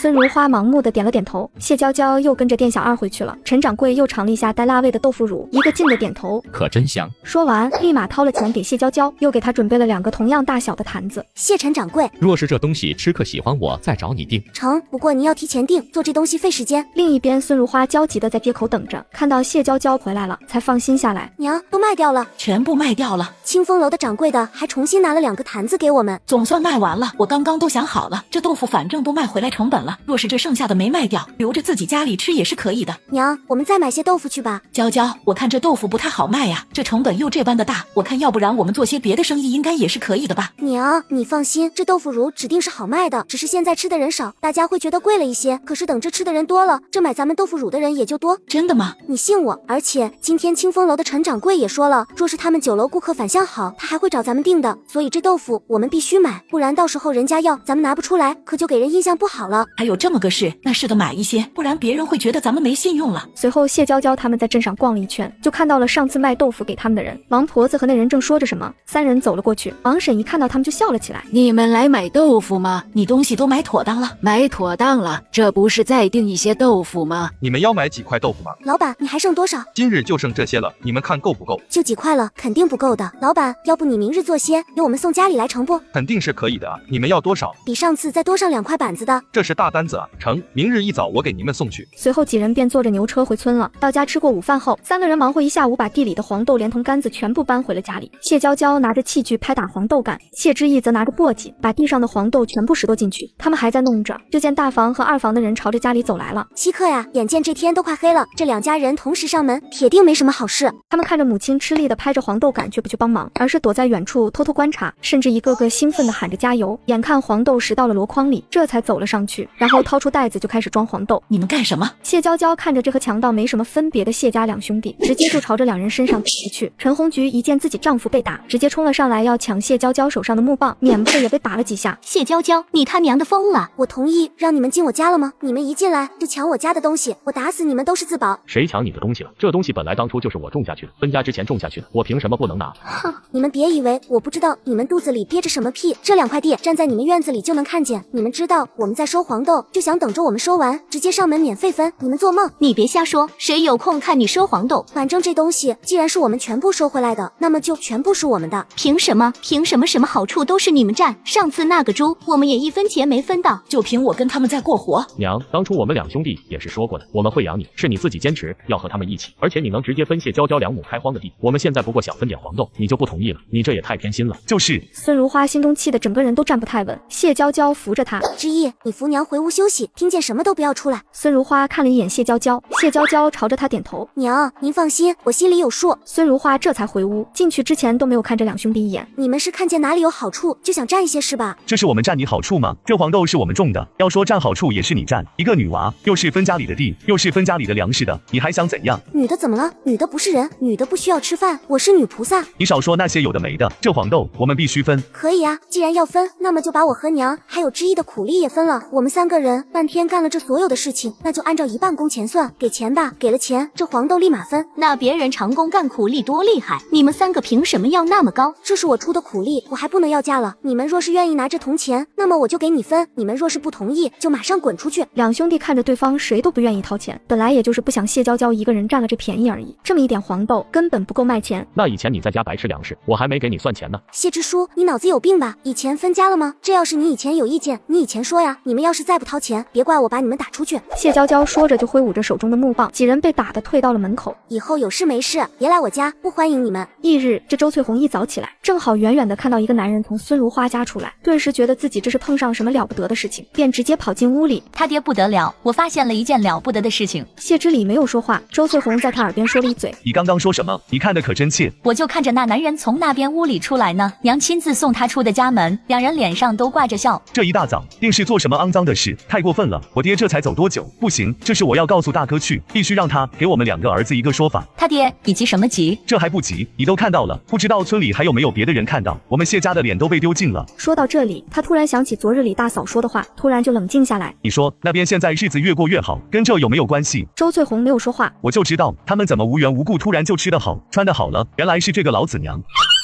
你干什么？你嚷嚷什么？我凭什么不能嚷嚷？不对，这是怎么能嚷嚷呢？这要是让别人听了去，这丢人就丢大发了。我怎么就嫁了这么个没脑子的？不行，这事必须得和大哥说说。说完便直接就去大房那边了。另一边，孙如花正准备去王婆子家帮忙。要是老房子的人找事的话，您别理他们。放心吧，娘心里有数。待孙如花走后，谢娇娇便编起了竹篓子，可没一会，就见牛二从门外跑来了。不知道为何，每次看到跑得气喘吁吁的牛二，就觉得没好事发生。谢小姑，你快去看看吧，孙奶奶和你们老房子的人吵起来了，就知道肯定没好事。随后谢娇娇一路狂跑，到了老房子门口，只见孙如花转身就朝着屋檐下的柱子冲了过去。谢娇娇飞速挡在柱子前面，一声壮气的闷哼声。谢娇娇觉得这身上的骨头似乎都被撞错位了，痛死我了！看来这老娘是真寻喜啊。孙如花则看着这冲出来的谢娇娇，愣神了。娇娇娘，你这是做什么？不管有什么事，不要来不来就寻喜，你这样喜了，岂不是仇者快亲着痛吗？而另外一边2个儿子却没什么关心，甚至觉得就像有些可惜似的。之意，你把娘带到旁边站着。王婶，这到底发生了什么事？我娘为何被逼得要寻喜了？王婆子这才把过程说了。王婶，他们说什么？他们说你娘偷人。门外看热闹的人都是吸气声。第一次见着说自己娘偷人的。麻辣隔壁在古代女人的名声多么的重要，这就是要逼喜孙如花的节奏啊！你们配为人子吗？哪有这样冤枉自己老子娘的？我们冤枉他，你少在我们的地盘上耀武扬威的，你难道还想隐瞒什么？他偷人都被人看见了。你他娘的放屁！谁偷人了？要偷也是你陈红菊偷人，让你这个疯女人乱说。陈红菊冲了上去，结果被谢娇娇一脚踢翻在地下，嗷嗷叫了起来。没天理，没王法了，婆婆偷人，小姑子还打嫂子了。我呸！谁他妈是你小姑子？你再敢说一句我娘偷人的话，老子抽死你！谢娇娇的口水是直接吐到她脸上的。你凭什么打我娘？又不是我娘说奶偷人，是二婶说她昨日一早看见有个老男人从你们院子里出来。围观的人看向孙如花，孙如花急忙摆手，不是，那是镇上卖豆腐的老板，我们前日里订了豆腐，他昨日一早送来的，我可以作证。周翠红，是你在后面编排我娘？我本来就看见了，我说了又有什么奇怪的？况且你们家才几个人啊，还订豆腐呢？你们订1-2块豆腐，人家老板还亲自给你们送，骗谁呢？围观的人觉得这周翠红说的有道理，就是那得订多少，人家亲自送来，几下就把红的说成白的了。周翠红，你还真是不简单啊！我第一次见要给自己婆母安罪名的女人，你心肠可真毒。周翠红，我们已经解释过了，那是镇上卖豆腐的老板，也有人证，而你还咄咄相逼。这时刚好送豆腐的老板来了。王婆子，我给你送豆腐来了。老板，你来的正好，这有人污蔑你呢。我谁都不认识，谁污蔑我？就是他们。这时候人群有人认出来，这不正是镇上卖豆腐的张豆腐吗？张豆腐，这谢家的媳妇说是看到你昨日早上从他们婆母家出来，说你和他婆母偷人呢。张豆腐还没说话，这刚放下背篓的张豆腐的女人不干了，冲了进来。他妈的，谁说我们家口子偷人？人群的人指着谢家媳妇周翠红，眼见人直接就要冲上来，张豆腐立马拉住女人，老婆子别冲动。当家的，这他娘的误会你跟别人有染，这不是纯纯的给我脑袋上戴绿帽子吗？我昨日是给谢姑娘家里送豆腐，因为自己还要去隔壁镇上卖豆腐，因此来的比较早。不过我放下豆腐就走了。这下你们几个傻逼信了吧？你们就是合起伙来骗我们呢？谁家买豆腐需要人家老板亲自送上门呢？巧了，我家明日做喜宴要的豆腐，现在这老板就帮我送来了。我张豆腐身正不怕影儿斜，你们若是再冤枉我，我们就衙门见。就是当家的，把他们全部送到衙门去。咱们是做生意的，可经不起他们这么侮辱咱们的名声。谢家的几人明显怕了，都看着周翠红。那你们买这么多豆腐，吃得完吗？吃不吃得完关你屁事，让你掏钱了。谢娇娇说完，村长陈守仁才姗姗来迟。谢家的，咱们村里就天天你家事最多。村长大人，这次说什么，我们都要把他们送到衙门去了。他们这次居然敢污蔑我娘偷人，这简直是不孝。什么？哪有自家儿子污蔑自己娘偷人的？我们村里怎么出来你们这样的不孝子？村里的风气都被你们家败坏完了。你们要是不送衙门，可就我们送了。我们做营生的，不能就这样被污蔑了。陈守仁也觉得是应该给这两兄弟一个教训了，直接安排了人绑了两兄弟，带去了衙门。谢娇娇见人被带走了，冲到了周翠红面前，左右给了他一巴掌。这是替我娘打的，我奉劝你老实一些，替自己多积点德。若是你以后还要作妖，老娘抽死你！他将背篓按在洞口上，然后用枯草把另一边的洞口堵住，再扯下2片湿树叶放在点燃的枯草上，瞬间就一股浓烟，接着使劲扇风，让浓烟灌入洞内。没一会便听到弟弟兴奋的叫喊声，随后立马跑过去，直接翻转背篓，兔子便全部装了进去。姐，你真厉害，居然抓住了兔子。行了，回去了。到家里后，孙如花看着背篓里的几只兔子，脸上满上了笑容。这东西平常可贼了，跑得也快，你们这是怎么抓到的？姐抓的，知意发现的兔洞。娘，明日里我把这2只大的拿到镇上清风楼去问问他们收不收，这几只小的，姐，我这小的就给我养着行不行？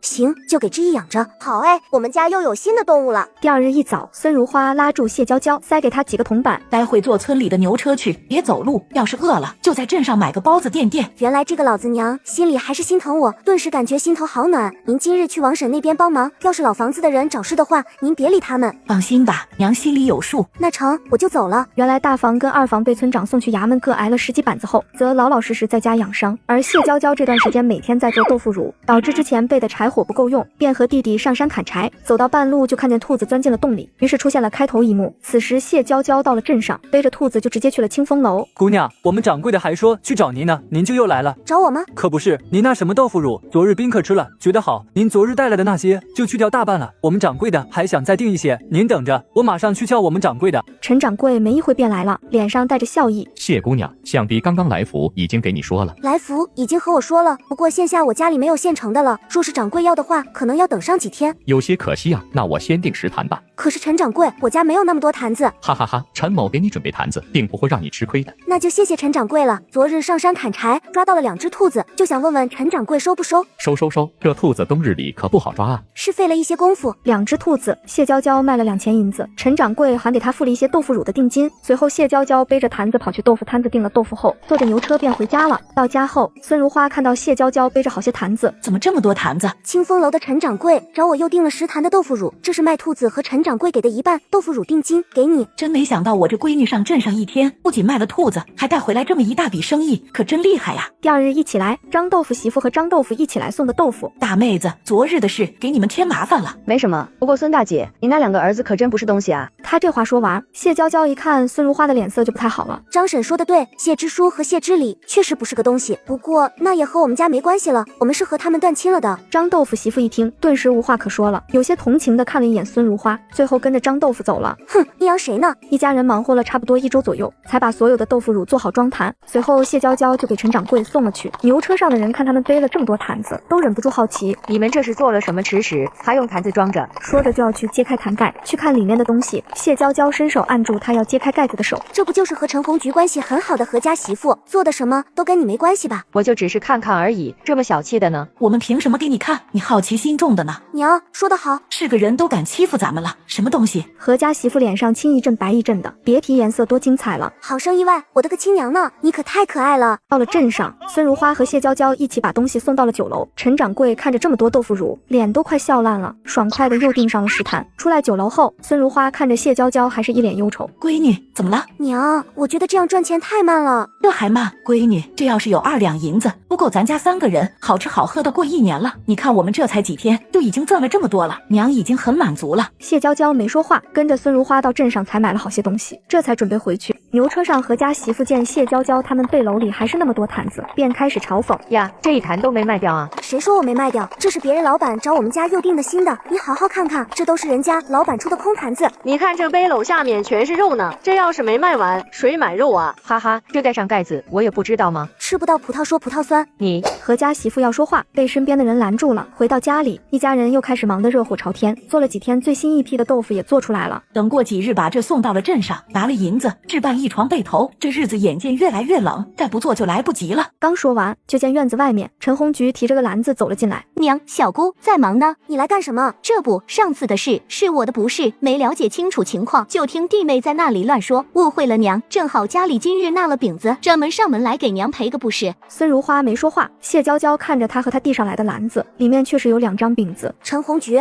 你这是黄鼠狼给鸡拜年啊？就你这些东西，你从哪带来的？你带回哪去？我们家不稀罕，3个人拿2张饼子，恶心谁呢？陈红菊一听谢娇娇说话，心里就不舒服，但佯装没有听到谢娇娇说什么似的，直接看向他们刚盖好的坛子问道：这做东西呀，我看看是做的什么好吃的。这说着就要上手去揭开盖子一看究竟。谢娇娇一巴掌拍在他手上：谢娇娇，你干什么又打人？哼，不装了吗？刚刚进来不还小姑小姑的喊呢？可不是嘛，小姑大嫂看看你们这做的吃食而已，就看看而已。你要是敢再把你这手伸到我这坛盖上，我不介意给你剁了。陈红菊刚刚伸出去的手立马缩了回去。娘，你把这坛子全部端到厨房放着。孙如花完全没看陈红菊一眼，立马端着坛子就走了。娘，我想跟你说话。孙如花看了他一眼，半个月前自己被他逼迫的样子，似乎还历历在目。我跟你没什么好说的。孙如花说完，直接端着坛子就走了。陈红菊想追上去，被谢娇娇手一拦。陈红菊，我知道你心里打的算盘，不过我肯定不会让你如意。你现在是自己走，还是我打的你走？小姑，你看你这是说的什么话？我们都是一家人。一家人？陈红菊，你没搞错吧？你忘记我们早就已经断亲了？这断不断亲，也不就一句话的事情嘛。行了，陈红菊，你也别说那些有的没的，拿着你的东西赶紧滚。谢娇娇，你洋气个什么？哼，要不是什么？要不是看我做了吃食能卖钱，你才不会上门来假装跟我们好的样子，是不是？不然你以为我会上门来装孙子？他说完这话，还趾高气扬的看着谢娇娇。谢娇娇直接踢了他一脚。你老房子那一群人都不值得被同情，你要是再不走，带着胡搅蛮缠的，我不介意再打你一顿。陈红菊害怕了，顾不得痛，爬起来就要跑。眼见陈红菊跑远了，孙如花才从厨房里出来，脸上是一脸的愁容。娘，都被我轰走了，你怎么还这副表情？我在想，这昨日就不应该坐那牛车，碰上那何家媳妇。这下好了，老房子那边的人都知道咱们现在赚了钱，以后怕是不清静了。您怕什么？他们何时清静过？要是他们真对咱们动了什么歪心思，我不会放过他们的。不过到时候您可得站在我这边。娘肯定是站在你这边的，咱们早就与那边断亲了，娘不会再认他们了。您这样说就行了。另外一边，陈红菊回去就跟谢支书说，看见谢娇娇他们厨房上挂着很大一块肉，他们到底是做了什么营生，这么赚钱，家里还能有存肉？我哪知道，本来我要揭开看的，那死丫头硬是不让我看。当家的，她越是这样，我觉得那东西肯定越值钱，咱们可得想办法把那东西搞到手啊。要不找二弟他们一起商量一下？你是不是傻？这么好的营生，咱们干嘛分别人一半？他谢之礼以前卖边货的铜钱，可有分我们一半？那你说怎么办嘛？这不行那不行的。当家的，赶哪天他们家里没人的时候，咱们去他们家里偷一坛子他们做的吃食回来，我不信我做不出来一模一样的。那成，这几日多注意那边，只要发现他们家里没人，咱们就去。他每次去找母亲却从不走正门，而是踩着妻子的肩膀翻墙而入，甚至泄洪到妻子头上也不管不顾，脱掉衣服就往厨房冲去，再用衣服包裹住一坛发霉的豆腐。走了，这样包着路上碰到邻居也不怕了。当家的，他们这段时间指不定赚了多少银子呢。以前娘喜欢把钱放到墙缝里，我们赶紧找找。随后两人开始挨着墙上的缝隙摸，还真摸出好几个银角子。当家的，找到了，找到了。走，再不走天就亮了。两人一回到家里，没关心坛子里的东西，而是先把找到的钱袋子里的碎银子倒了出来。当家的，我们发了，这里都不止3两，有3两多。他娘的这么多！可不是，没想到那东西那么赚钱。这么多银子放你身上不安全，放我这里。谢支书看着手里的银子，嘴角都咧到耳后根去了，却不知另一边他的二弟和二弟媳躲在自己屋里的窗户后面，看着两人出去，又看着两人抱着一坛子东西回来。这两人肯定是去那边偷了东西。果真不想带上咱们。现在说这些有什么用？你看他们偷偷摸摸的，肯定就想自己赚一笔。你放心，他们若是真这样，我也不会让他们好过的，你且看着。原来谢娇娇的豆腐乳生意越做越好，隔3差5就要去镇上送一次，而每次回来手上都提着肉。大房的人看着得了红眼病，便想着偷一坛回来做出一模一样的豆腐乳，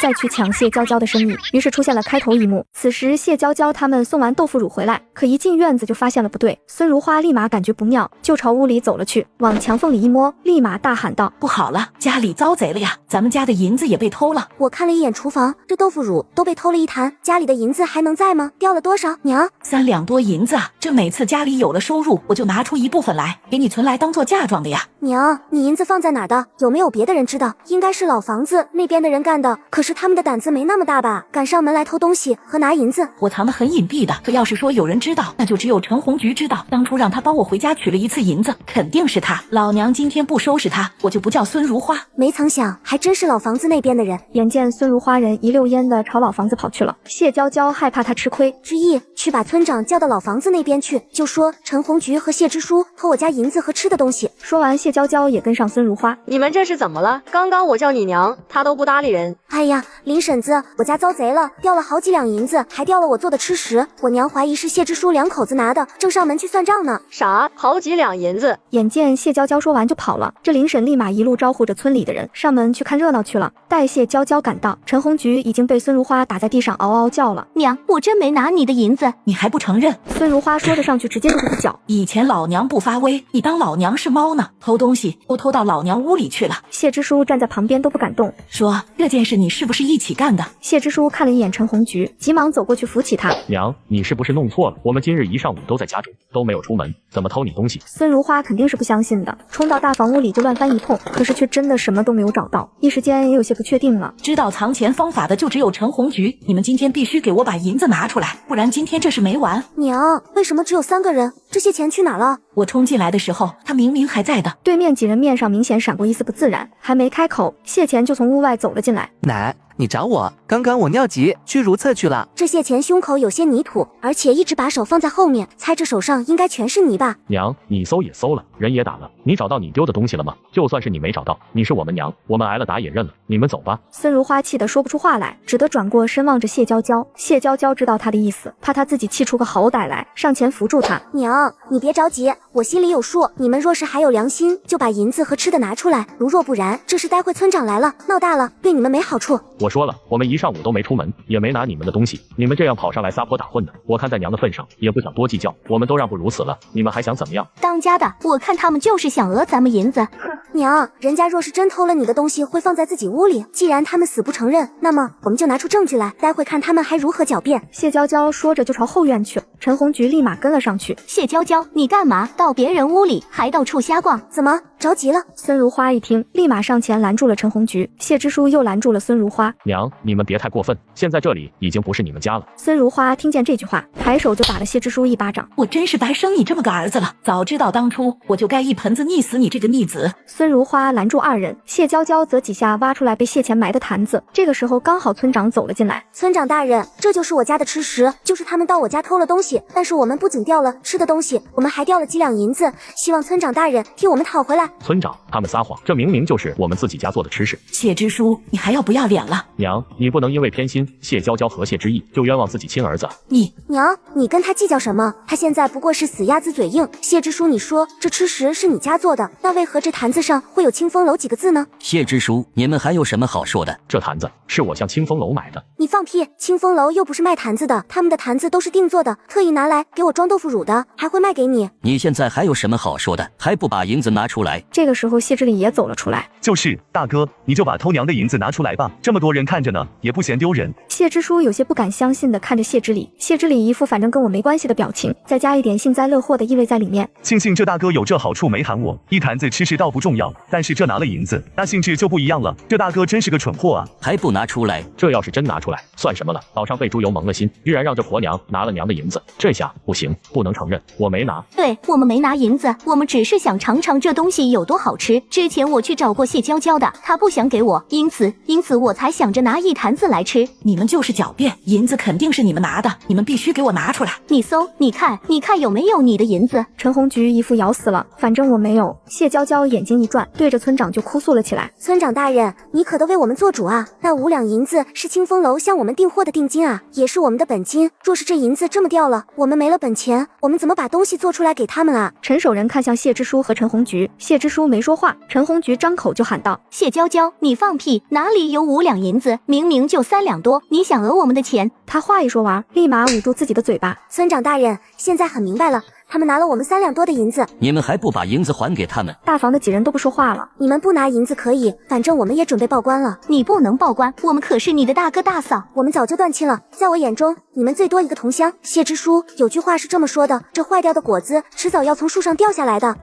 我怎么？今日在场的所有村民，希望你们都能为我们做个证。像谢之书和陈红菊这样的败类，要是再留在我们村里，那么以后只会后患无穷。今日他们偷的是我家的东西，那么明日呢？他们会不会偷你们家的东西？村长，这样的人千万不能再留在我们村里了。就是村长，真的太败坏我们村里的风气了。有他们这样的人在，以后谁还愿意娶我们村里的姑娘？又有谁愿意把自家姑娘嫁到我们村来？就是村长，把他们赶出去吧。这么多年，我们村可没出过什么偷盗之类的，这有一就有二。人群说话声音越来越大，谢之书和陈红菊，包括谢钱和谢帽，这个时候都急了起来。当家的，我们把银子还给他们吧。我们这要是真被赶了出去，以后怎么活啊？谢钱怎么娶亲？梦儿又怎么能嫁个好人家？谢之书这个时候也反应过来了，直接一巴掌拍在了陈红菊脸上，把陈红菊打懵逼了。当家的，都是你这臭婆娘，逼着我跟你上门偷东西去。我都说了，就抱一坛子就行了，你又非得去屋里偷银子，我要休了你这臭婆娘。谢之书，你没良心，不是你说的，把这方子拿到手，以后吃穿不愁的吗？我要偷银子吗？这银子偷回来全部放到你身上的，我拿到过半分吗？两人在自家院子里就相互狗咬狗起来，他们两个这样一争一吵，倒是让大家伙明白了。够了，你们两口子要吵背着我们吵，别在这里丢人现眼的。娘，银子还你，我是你亲儿子，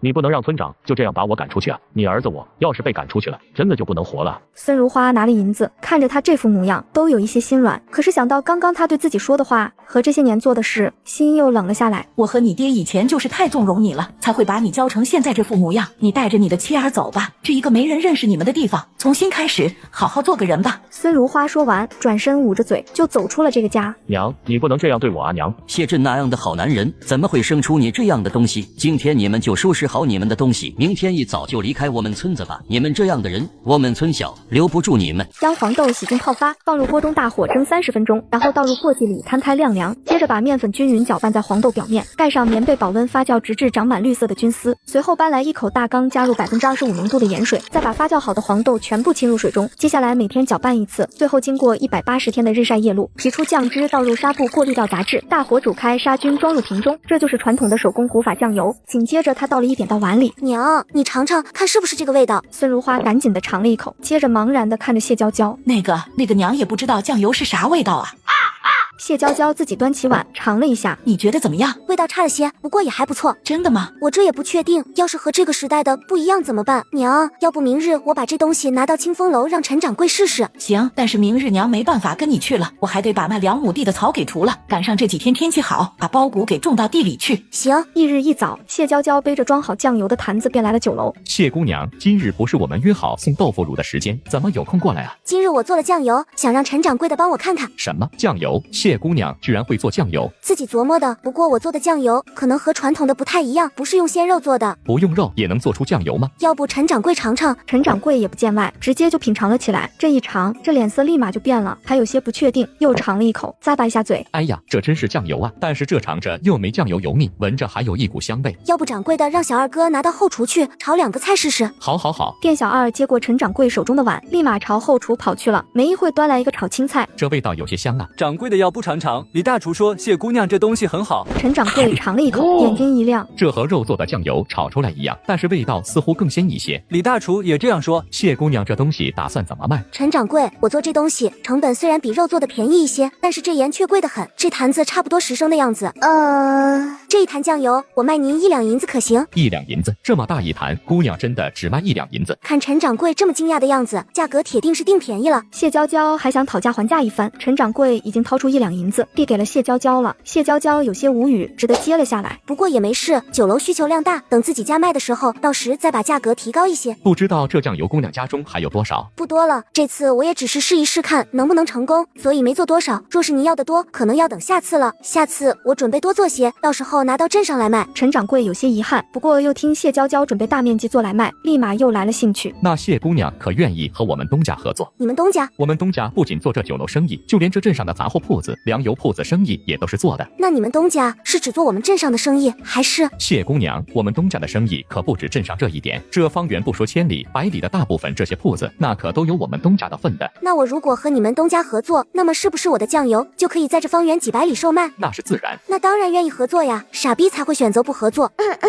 那我考虑考虑，等过几日我给你们送豆腐乳的时候，我再来答复您。说完，谢娇娇便离开了。这边江渭南就带着2个好友从楼上走下来，刚好看到谢娇娇的侧脸。渭南是那个女人，就算是她化成灰，我也认得。3人想追，可等从楼上下来，谢娇娇都已经走了。渭南，你看你心心念念的女人，就这样让她跑掉了。江渭南瞪了自己好基友一眼，而陈掌柜则在旁边刚好听到了这句话。陈掌柜，刚刚那女人在我们店里来干嘛？她就是一直给我们店里送豆腐乳的。这豆腐乳是她家做的？是的，少爷认识吗？你少爷可不就是认识，他可真让你家少爷好找啊。渭南，你说是不是？不说话没人说你是哑巴。你知道她叫什么？她家在哪？她叫谢娇娇，好像就住在5公里外的村里，其余的我不知道了。她家在镇上可有铺面？只听说他们在西街的镇口摆摊卖这东西。很好，今天就是那臭丫头的死期，给我等着。陈掌柜话才说完，江渭南就带着2个好基友走了，一副风急火燎的模样。陈掌柜一看，哎呦，这可真是不得了的事情。来福，有什么事你让李大厨做个主，我现在要去县城一趟。店小二还没摸到头脑，就见陈掌柜已经出门了。这边江渭南去到镇上的西街口，可是根本没看到这谢娇娇的影子，于是向卖包子的老板打听，卖豆腐乳的人呢？你们来的不巧了，今日他们没有来卖豆腐乳。渭南，怎么办？又让这臭丫头跑了。她跑得了和尚跑不了庙，回头你让人打听一下她是哪个村的人，下次咱们直接去她村里堵她，我看她还朝哪里跑。行了，反正现在都知道她叫啥了，下次铁定能逮住她。走，听说红玉坊又来了新姑娘，弹得一手好琴，今日咱们去看看。你不是最喜欢听琴吗？我也听说了，我还听说这姑娘是京城来的呢。走，咱们瞧瞧去。3人一拍即合，就朝红玉坊走去。原来谢支书一家被赶出村子后，孙如花在家里黯然神伤了好久。谢娇娇也没去理会，觉得有些事情要自己想通，不然容易钻牛角尖。所以她这段时间没有什么事要做，就老是想着靠什么能赚钱。于是出现了开头一幕。几天后，谢娇娇按照约定给陈掌柜送来豆腐乳，陈掌柜又收拾了2包点心给谢娇娇。每次您都送东西给我，我都不好意思了。比起姑娘您送来的东西，我这些都不算什么。那就多谢陈掌柜，没其他事的话，我先走了。姑娘早些回去吧，今日肯定有好事发生。谢娇娇有些丈二和尚摸不着头脑的样子，不知道陈掌柜最后这句话是什么意思。送走谢娇娇后，陈掌柜站在原地许久。掌柜的，这谢姑娘都走远了。说实话，我们少爷这些年来不是寻花问柳，就是逛赌坊的，没曾想这看姑娘的眼光倒是不错的。本来想着谢家那样的家境和咱们东家定是不相配的，可这谢姑娘竟今日能做出这豆腐乳和酱油，这指不定明日还能做出什么意外的东西呢？是我们少爷捡到宝了。店小二丈二和尚摸不着头脑，想再问一句，这掌柜的已经去后厨了，而现在谢娇娇家里院子里摆了好几担子用红绸子系着的担子。我说孙大娘子，这般好的亲事，你还犹豫什么？这江家可是咱们县里头的大户人家啊，出入都是坐轿子的，这般好的人家如何能看上我家娇娇啊？您是不是搞错了？孙大娘子，我也不瞒你，这江家公子年纪也20好几了，但是这些年家里给他说亲，是左一个不成右一个不成，这不还是他们家一个掌柜的，说是这公子看上了你家姑娘了。还有这是什么时候看上的？院子外的人听到媒婆介绍这江家的时候，大家就议论着，这么好的人家怎么会看上咱们这种穷乡僻壤的丫头？就是指定有什么隐情，这江大少爷莫不是有什么缺陷？孙如花听着心中突突的厉害。张媒婆，我看还是算了吧，江家那般的大户人家我们家配不上的，到时候我们娇娇嫁过去也做不来哪些规矩，这些东西你还是抬走吧。张媒婆看孙如花听了院子外村民议论的话，这才不放心了，便立马开骂，你们这些吃不到葡萄说葡萄酸的长舌妇，人家江家大少爷生龙活虎的，样貌出众，就是择妻要求高了一些，你们就这样诋毁，小心我回去告诉江老爷，让你们吃不完兜着走。他这样一说，院子外的人立马不敢再议论什么了。我说孙大娘子，这么好的亲事你就别犹豫了，我也打听过了，你家姑娘前些年得了疯病，这才好，这要是在你们这种村里可是不好说对象的。孙如花听他这样说，心中也犹豫起来，因为谢娇娇的婚事确实不好说，她托了好些人，可是都没有回复的，这可怎么办？答应的话，要是到时候娇娇不愿，因为这是怪我呢，要不这是你等我闺女回来了再说。张媒婆见说不动孙如花，急忙递上一幅画像。孙大娘子，你先别着急拒绝，自古这婚事都是父母之命媒妁之言，要不你先看看这江公子的画像。孙如花本想说不用，但是又按耐不住心中的好奇，因此也没拒绝。张媒婆打开画像，让我看看，让我看看。张媒婆见孙如花一脸满意的表情，心中又来了信心，把画放低一些。小公子看看你未来姐夫怎么样？是他呀。怎么，知意你认识？有一次我和姐姐等娘去买菜苗，碰见过这个哥哥，他们当时好几个人，他身边的朋友还说道，姐姐以前在整个街上追着要嫁给他。谢知意话还没说完，张媒婆立马就把话接了过去。孙大娘子，你听，这不是两情相悦吗？果真这样说。但是谢知意话还没说完，又被张媒婆接了过去。你看吧，孙大娘子，这郎有情且有义的，你就应了这婚事吧。只是我们家娇娇自小乡野里长大，怕是没那么多规矩。哎呀，孙大娘子，你们闺女嫁过去就是少奶奶了，都是她给别人立规矩，哪有人给她规矩受啊？这是做的正牌娘子。孙如花这才点头，她一点头，张媒婆那是高兴的都要跳起来了。恭喜孙大娘子了，同喜同喜！两人立马相互交换了更贴。等我回了江老爷，等日子出来了，我再上门来。他一边让媒婆去女人家提亲，一边却将女人堵在回家的路上。你们想干什么？臭丫头，今日可算让我逮着你了，看你今日往哪里跑！说着，三人就冲了过来。谢娇娇立马转身就跑。臭丫头，你别让我逮着你，逮着你就死定了！你个老流氓，你以为我怕你不成？江渭南继续追了上去，而他两个好友则摔在了菜地里，被正在做农活的村民带住了，非得让他们赔钱，不然不让走。江渭南跑了一段后，伸手终于抓住了谢娇娇的衣角。这下看你往哪里跑！谢娇娇直接一个尺寸一脚就踢了过去。卧槽，谢娇娇，你是不是女人？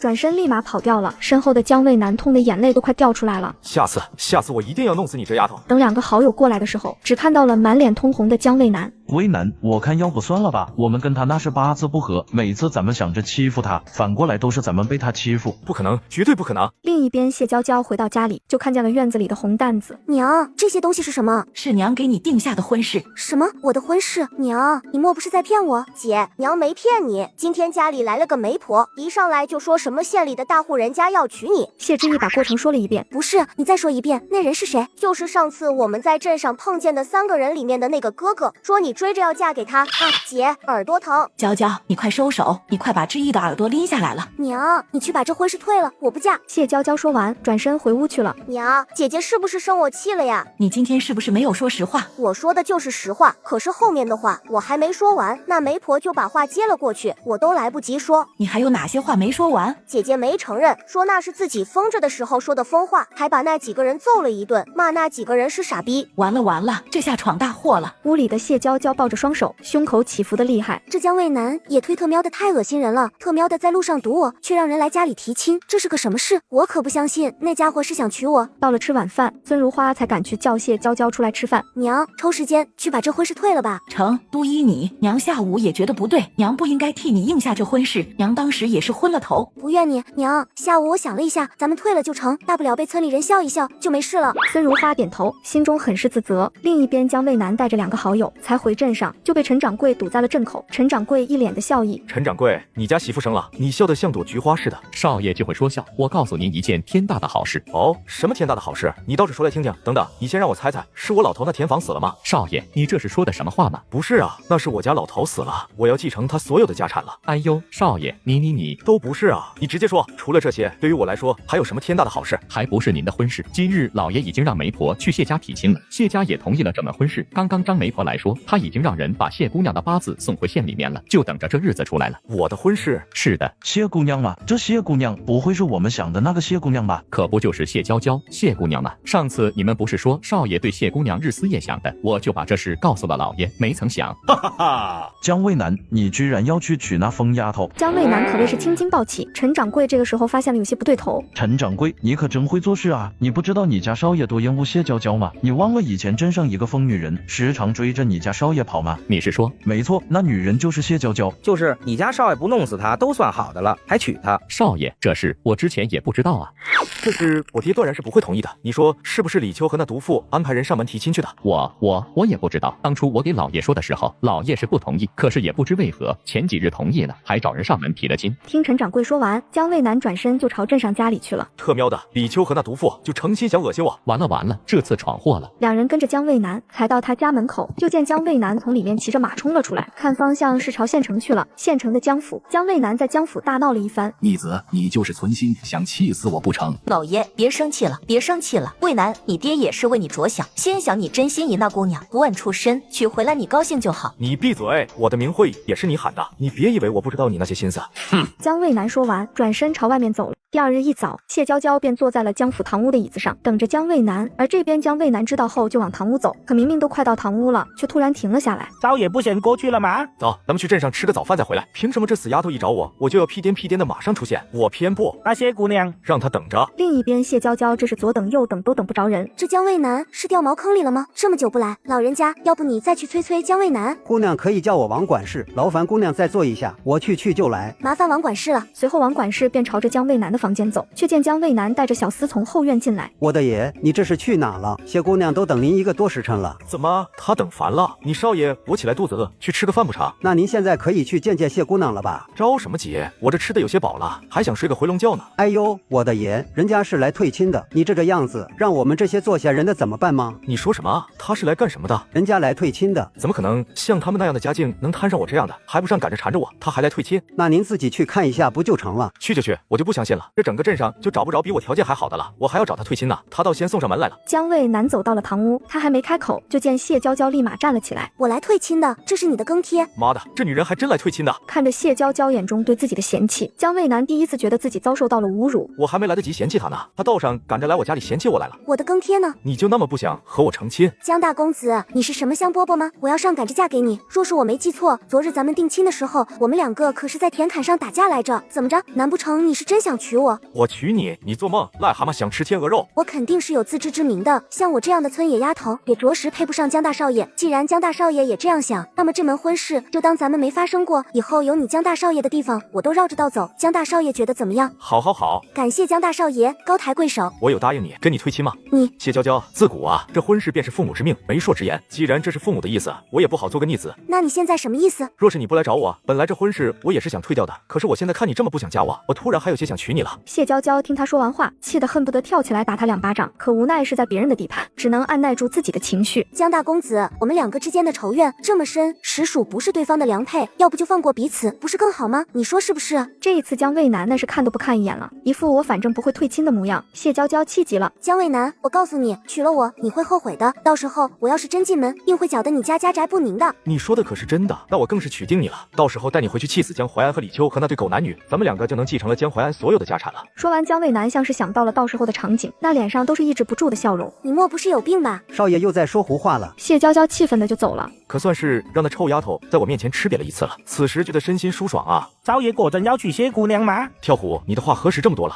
肥沃的土地他却不种稻谷，而是种满不结玉米的玉米杆，甚至村民想种还得签保密协议。谢家的那山脚下，你们到底种的是什么东西？是甘蔗，我来就是想请村里的人帮我收一下。什么？那居然是甘蔗！谢家要请人帮忙干活的事情，没一会就在村里传开了，只要有空闲时间的人都朝村长家里去了，很快就全部聚集在村长家院子里。想必大家也都知道了，我们家想请一些人帮忙干活。他话才说完，人群就又有人笑出了声，一副不屑的模样。谢娇娇，你莫不是逗大家玩吧？就是，你们家又不是什么大富大贵人家，到时候连请人的银子都拿不出来，别笑掉了大伙的牙。我既然会请人，自然掏得出这银子，又没让你掏钱，你瞎起什么哄？谢娇娇，那你说说，你请大伙干的是什么活？我想请大家帮我把对面山脚下的2亩地里的甘蔗收回来，每日我给10文铜钱。那玉米杆不像玉米杆，芦苇不像芦苇的，你说是甘蔗，真是笑死个人。哦，你的意思是我自己种的都不知道它是什么？难不成你见过甘蔗？甘蔗那样的东西，我自然是没见过的。切，没见过你搭什么话？你们不想做的就滚回去，要做的留下。他这话一出口，起身走了好些人，最后就只剩下了5人。这甘蔗若是收了回来，事情忙活完，我不仅给你们结钱，到时候我还可以给你们留一些自己家里种。不过我有2个条件，你们不能给别人，包括你们的亲戚朋友。若是这甘蔗成熟以后，你们也只能卖给我。你们若是同意，我们就签订一份契约；若是不同意，你们现在就可以走了。谢家大姑娘，这甘蔗种这么多，有什么用处吗？用处吗？你们到最后就知道了。当然，我们也可以，你们帮我家干完活，我们最后再签这契约。所有人都点头，算是应了下来。那明日一早，我们就在对面山脚下集合，工钱我每日给你结，这样你们也不怕担心我不给钱或者跑路啥的。见事情办得圆满，所有人都走了。村长媳妇上前来拉住谢娇娇，娇娇啊，到时候这甘蔗种能不能让婶子也种上一些？婶子愿意种也可以，不过我们还是要签一个契约。可以的，可以的。谢娇娇点点头，对着村长2口子告辞，提着篮子走了。王秋实见谢娇娇走了，拉着陈守仁就去了屋里，把谢娇娇送来的东西给他看了。我起先听村里人说他家富裕了，心想就算是做个吃食能赚多少银子，没曾想今天一出手这般大方。平常也要收到一些礼，可是看这些娇娇送的，在这村里属实算得上厚礼了。以后人家来，你别开口就是火气。行，知道了。原来就在谢娇娇从江府退亲失败回来后，便没有再去理会这件事，而是在村里收黄豆、买大缸、安心做酱油。等忙完这些，谢娇娇看着自己种的甘蔗差不多也都成熟了，可由于种的太多，觉得只靠自己收的话，不仅费劲还耗时，便提着礼盒找到了村长，表示想请村里人帮忙干活。于是就出现了开头一幕。而另外一边，谢之礼知道这事，直接就从自己家里冲到了谢娇娇家门外。谢娇娇，你给我滚出来！一家人还在屋里有说有笑的挑选黄豆呢，突然听到这么一声，都愣住了。他怎么来了？他能怎么样？不过就是眼红罢了，别理他。谢之礼见无人搭理他，伸脚在院门上踢了好几下，眼见这门摇摇欲坠，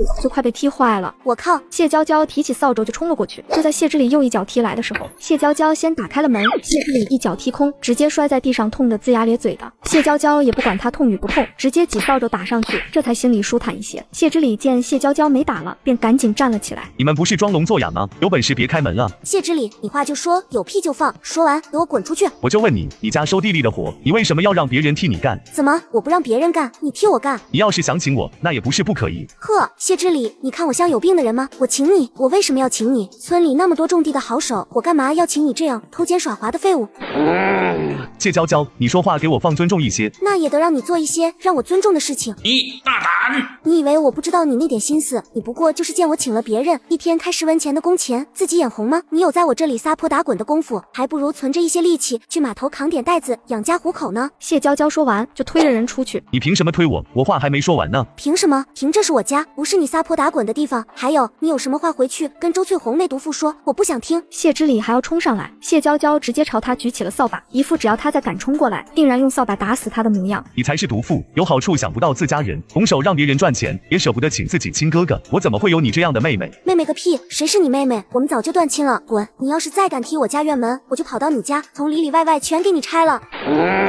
谢娇娇，你他娘的凭什么敢这么跟我说话？你说我凭什么？我又没吃你的，又没住你的，我会怕你吗？说完，谢娇娇直接关上了门。翌日一大早，谢娇娇便和叫来干活的几人在地里挥舞着镰刀，没有一刻是停歇的。一上午的时间，便快砍了近1亩地，这也太给力了！中午了，大家伙回去休息1个半时辰再来。休息过后，眼看时间差不多了，谢娇娇拿着镰刀又出门了。可是刚走进地里，就见田虎几下就跑了过来。谢小姑，她把我们砍好的甘蔗全部弄乱了。谢娇娇这一看，早上他们是一堆一堆的放好了的，现在这1亩地里到处都是乱七八糟的甘蔗。谢娇娇气得额头青筋都跳起来了。谢之礼，你他妈的是不是有大病？我昨日里好好跟你说，谁让你不听的？谢娇娇直接冲上去就是几脚踢过去。谢之礼，我给你脸了，你别忘了谢之书是怎么被赶出村子的。我给你1刻钟的时间把这里恢复原样，不然我对你不客气。谢娇娇，你以为我怕你？行，你给我等着。小虎，你待会让大家把这里拾掇好，把东西朝我家里搬。谢娇娇安排好，转身就跑了。谢之礼没搞清楚状况，眼见谢娇娇突然跑掉了，还有些得意。可是当他看到谢娇娇朝他家方向跑去的时候，顿时大叫不好。谢娇娇，你干什么？只见跑到他门口的谢娇娇回过头，讥讽地看了一眼站在地里的他，接着直接几脚就踢开了他家的大门。谢之礼再也顾不得什么，转身跟着朝家里跑去了。等他跑到家的时候，已经来不及了。整个院子地上到处都是东西，谢娇娇把他家吃饭的碗都全砸了。怎么样？你把我地里的东西乱弄一通，我把你家里也乱砸一通，现在咱们扯平了。说完，谢娇娇就抬脚要走，周翠红便冲了出来，脸上带着后怕。当家的让他赔钱。谢之礼立马冲上来拦住他，舍得出来了，这些主意都是你这批婆娘出的吧？别人都是一个好的媳妇旺3代，谢之礼，你睁大眼睛看看你娶了个什么玩意，给我起开！你赔银子？赔你？我还不如拿去喂狗。这是我们要是真追究起来，你信不信我能让你赔我银子？说完，谢娇娇直接抽出腰上的镰刀，谢之礼立马退后1步。有胆子你过来，你看是我的镰刀厉害，还是你的骨头硬？当家的你怕什么？他不敢。可谢之礼站在原地不敢动了，他可不敢赌，要是谢娇娇真砍过来，痛的是他。谢之礼，周翠红，我告诉你们，你们要是有事没事，再他娘的再敢上门找事，下次就没这么简单了，老娘一把火把你这屋子全烧了，你们信不信？说完这些，谢娇娇转身就走了。谢之礼看到满屋的东西被砸得稀巴烂，气得那是火冒3丈。你个没出息的孬货！够了，你看你出的馊主意，还嫌不够丢人，这日子怎么就这样了呢？谢娇娇一进家门，孙如花就冲了上来，拉着她看了一遍。娘，我没事，我连谢之书都能收拾，还收拾不了谢之礼。我得到消息赶过去的时候，见你都又到地里了。放心吧，他们在我这里占不到便宜的。等地里的甘蔗都搬回来后，谢娇娇也不磨蹭，拿出了钱袋子，招呼着大家：今日辛苦大家了，都过来拿今日的工钱吧。翌日一大早，谢娇娇便往地里走去。谢家姑娘，你们这地里还招人不？不招了。当初跟着起哄，没有得到这份差事，可惜了啊。没有谢之礼找茬，事情干得很是顺利，地里甘蔗很快就全部搬回来了。明日我们还来吗？明日大伙也都来，还有更重要的事情要做。他将甘蔗去皮切碎，放入纱布中，用力挤压出汁水，然后把汁水倒入铁锅中，大火熬制，待锅中起密集的小泡泡，转小火不断的搅拌，直到变成枣红色起锅，倒入垫上油脂的木盒里，随后放着自然冷却凝固，接着切下一小块热水泡制即可饮用。这一套流程做完后，请来干活的几人立马闻到了阵阵甜味。谢家大姑娘，你这到底是在做什么？红糖，你没骗我吧？红糖多金贵的东西，那是比肉还贵好几倍的啊！是啊，平常人家若不是坐月子需要，谁都舍不得买的。骗你们作甚？若是你们愿意跟我签订这契约，等我家忙完后，你们可以把这甘蔗种带回家里种，今年种上，明年就能收上来，到时候卖个好价钱，也可以过个好年。你果真愿意把这么好的东西给我们种？当然，不过我说了，我们要签订协议。那是自然，那是自然。你们知道为何红糖这么贵吗？还不是因为它做起来麻烦，市面上又不多。没错，正是因为如此，我才会说和你们签订契约。这东西我们自己种就可以了。若是这所有的人都种，那么这东西立马就普遍了起来。一旦普遍了，就不值钱了。物以稀为贵。我懂了，就像那冬日里的白菜，大家都有，根本没人买。所以，若是你们愿意签订这契约，我希望你们能遵守契约里的内容。若是你们不遵守这契约，第一，我会把这事告到官府去；第二，那不遵守契约的人，我还会让他赔偿我们别的人的损失。大伙听了，基本上都明白了，立马拍着胸脯保证：谢大姑娘，你放心，你这是带着我们几个赚银子，你放心，咱们几个一定遵守着你说的什么契约。这事大家伙也别往外说，反正到时候就拿回家里种，下次收成一定让大家伙赚到银子。2亩的甘蔗，大伙帮忙，硬是弄了半个月才弄完。大伙拿了最后这10枚铜钱，都有些不习惯，赚钱的日子就这样没了。还没回过神呢，这段时间辛苦大家了，一会每家领半斤红糖回去给家里人补补身子。红糖啊，多金贵的东西啊，这几天闻着味都甜蜜蜜的。谢大姑娘，我们什么时候可以把这甘蔗种上啊？不急，大伙今日也累了，明日里你们早点来，我把契约里面的条款再给你们说一遍，就给你们拿这种子。行，那明日一早我们便过来。第2日，谢娇娇和几人签订完契约，村长把谢娇娇拉在一边。若是我们几家都种上，以后这种子只会越来越多。下一次村里，村长，村里人大部分人种，我都没话说。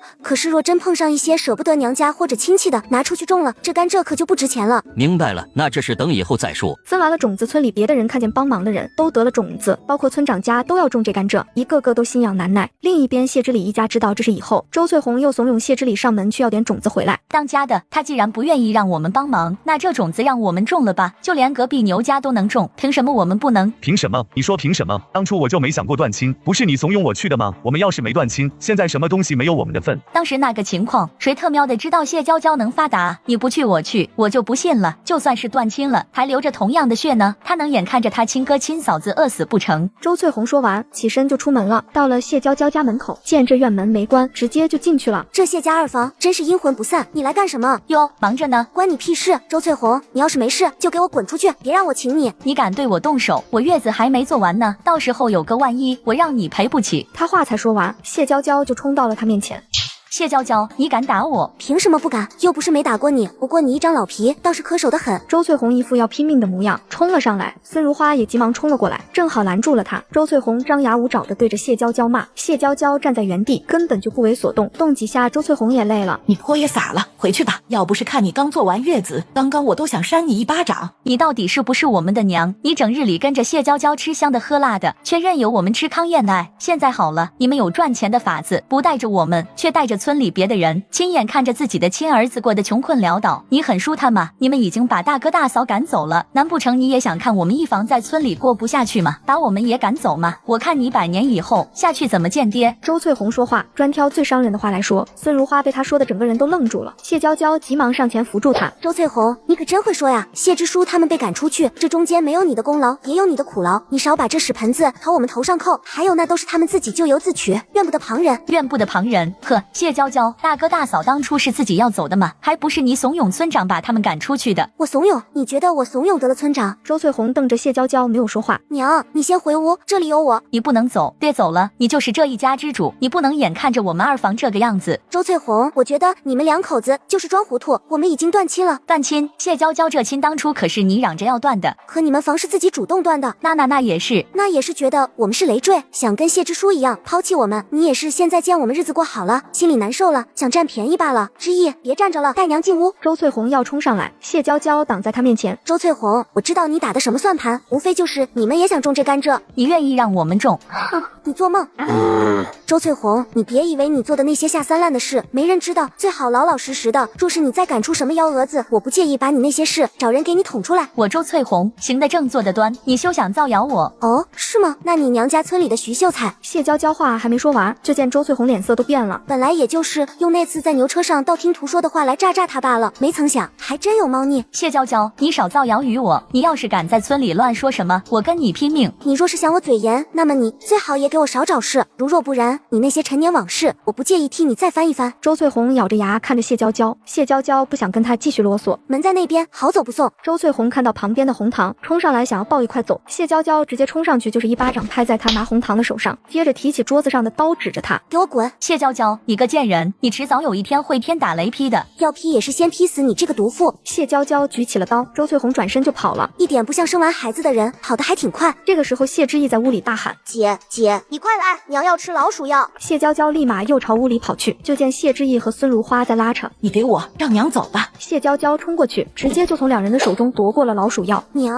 你这又是做什么呀？娇娇啊，娘不想活了。周翠红说的对，都是娘的错。唉，真是一个头两个大。你明知道周翠红她就是故意那样说的，你为何还要着了她的道？只要娘不在了，他们就没有借口来找你的麻烦了。我是那种怕麻烦的吗？亦或者在娘心里，我真觉得是我把谢之书一家赶走的，记恨于我？娇娇，娘没有。既然没有，那娘是觉得我和之意还比不得周翠红说的那几句话重要。孙如花摇着头没有说话，只是流泪。你不想看我出嫁了？不想看之意长大吗？娘想。既然想，你就不该寻死。你忘了上次你怎么答应我的？当天晚上孙如花没有吃饭，谢娇娇怕她再想不开，晚上都是陪着孙如花睡觉的。而另外一边，江渭南坐在酒楼里，望着外面下起的大雨。少爷，需不需要我准备马车送您回府？不用，陈叔，谢娇娇有多久没来了？啊，这少爷怎么问起这个来了？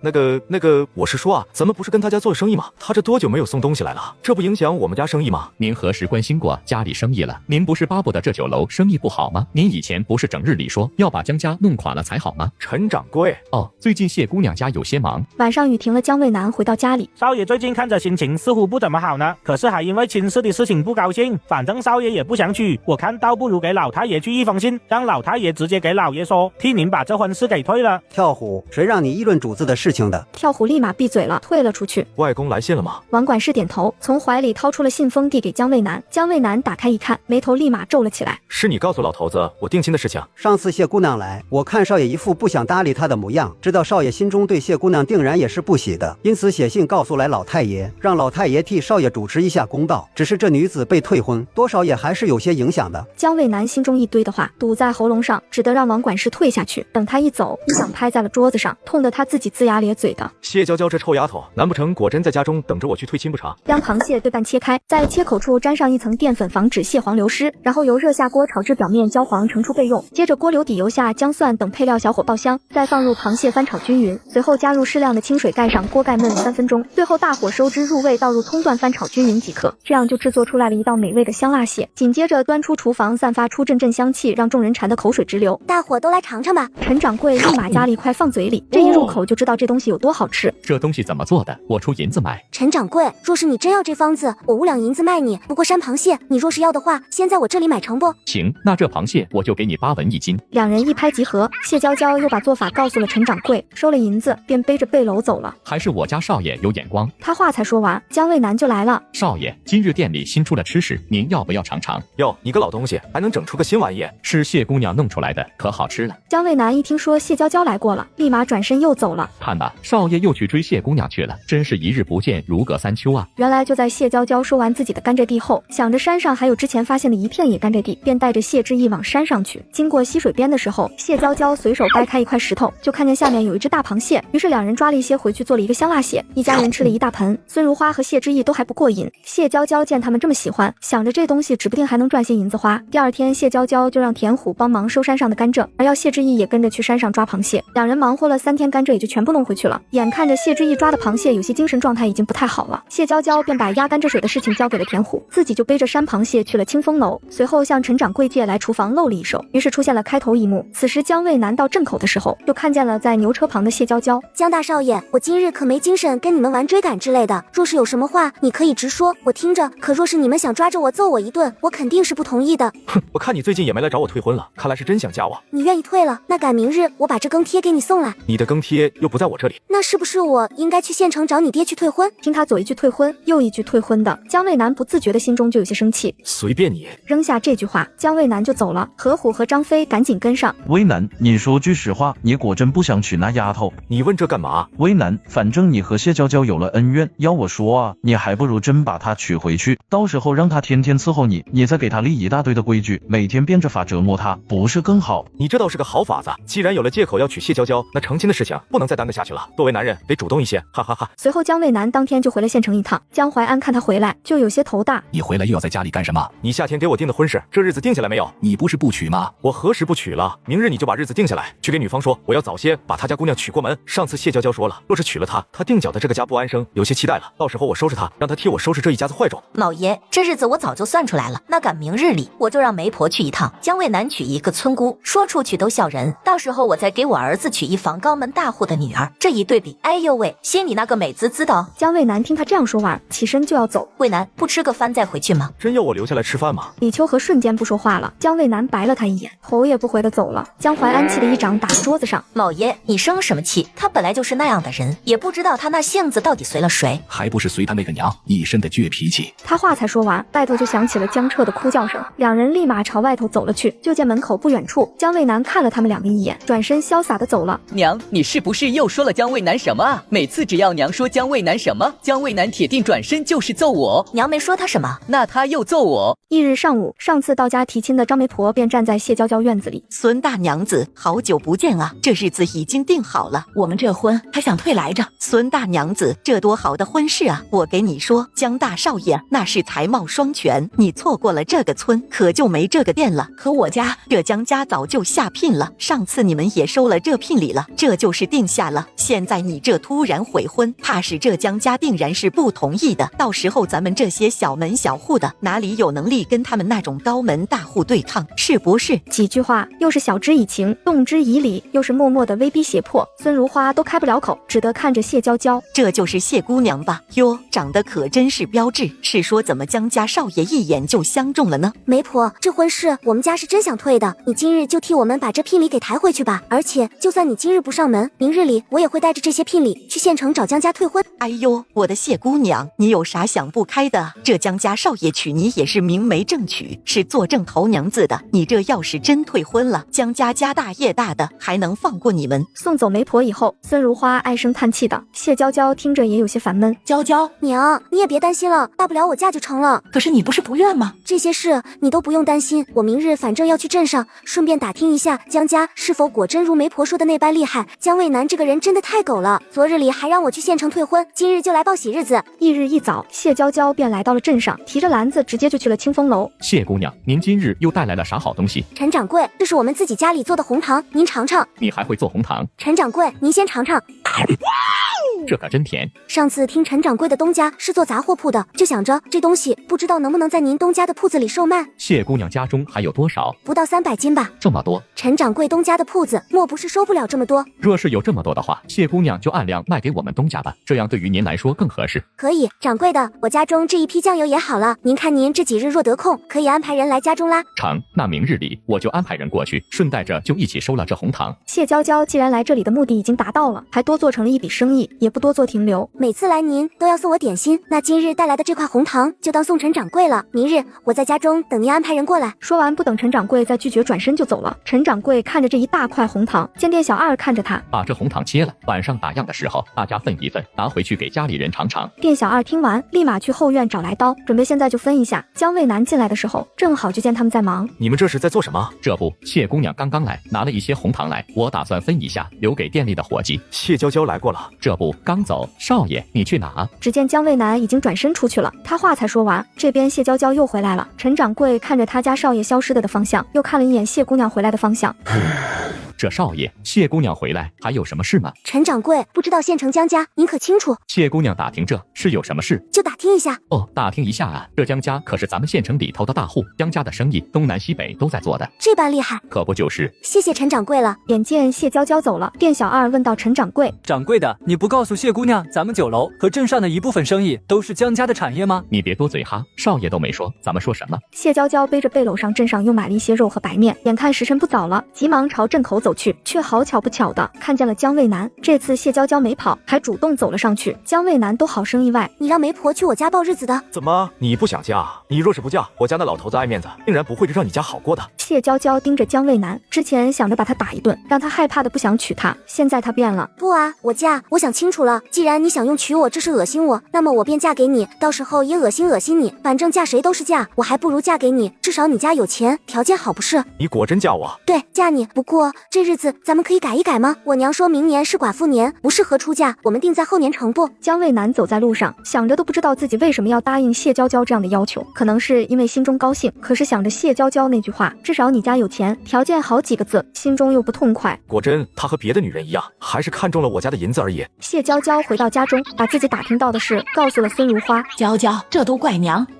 替你自作主张。娘，你不要自责，他家的条件，咱们这样的门户能嫁给他，在你心中本就是极好的，我知道你也是想我嫁得好而已。话还没说完，外面就传来谢之礼那个孝子的声音：娘，你在吗？儿子在门口拼命大喊，他却不搭理，甚至还要女儿去将儿子赶走，就连孙子生病也不管不顾。娘，这可是我们谢家的种啊，要是爹知道了他孙子生病了，你却不管不顾，爹在黄泉路上也不安心啊。听到这句，直接操起了院子里的扫帚，就冲了出去，朝着院子外的儿子打起。你还有本事提你爹？有你跟你大哥2个逆子，他在黄泉路上才不安心，打死你不孝子，每次有事就找上门，打死你个混账，算计都能算计到自己亲娘身上。谢之礼捂着头，被孙如花打得大叫，还以为娘这次又要心软呢，想来是上次周翠红跑来说的那些话，着实把娘伤透了，让她现在对二房那是完全失望了，真好。以后你跟你媳妇2个人不要再上门来了，若是再来，我见你们一次打你们一次，不然你真以为我这个娘是你们好忽悠好糊弄吗？你到底还是不是我娘？我们早就断亲了，你爱给谁做儿子就去给谁做儿子，在我心里已经没有你这个儿子了。是不是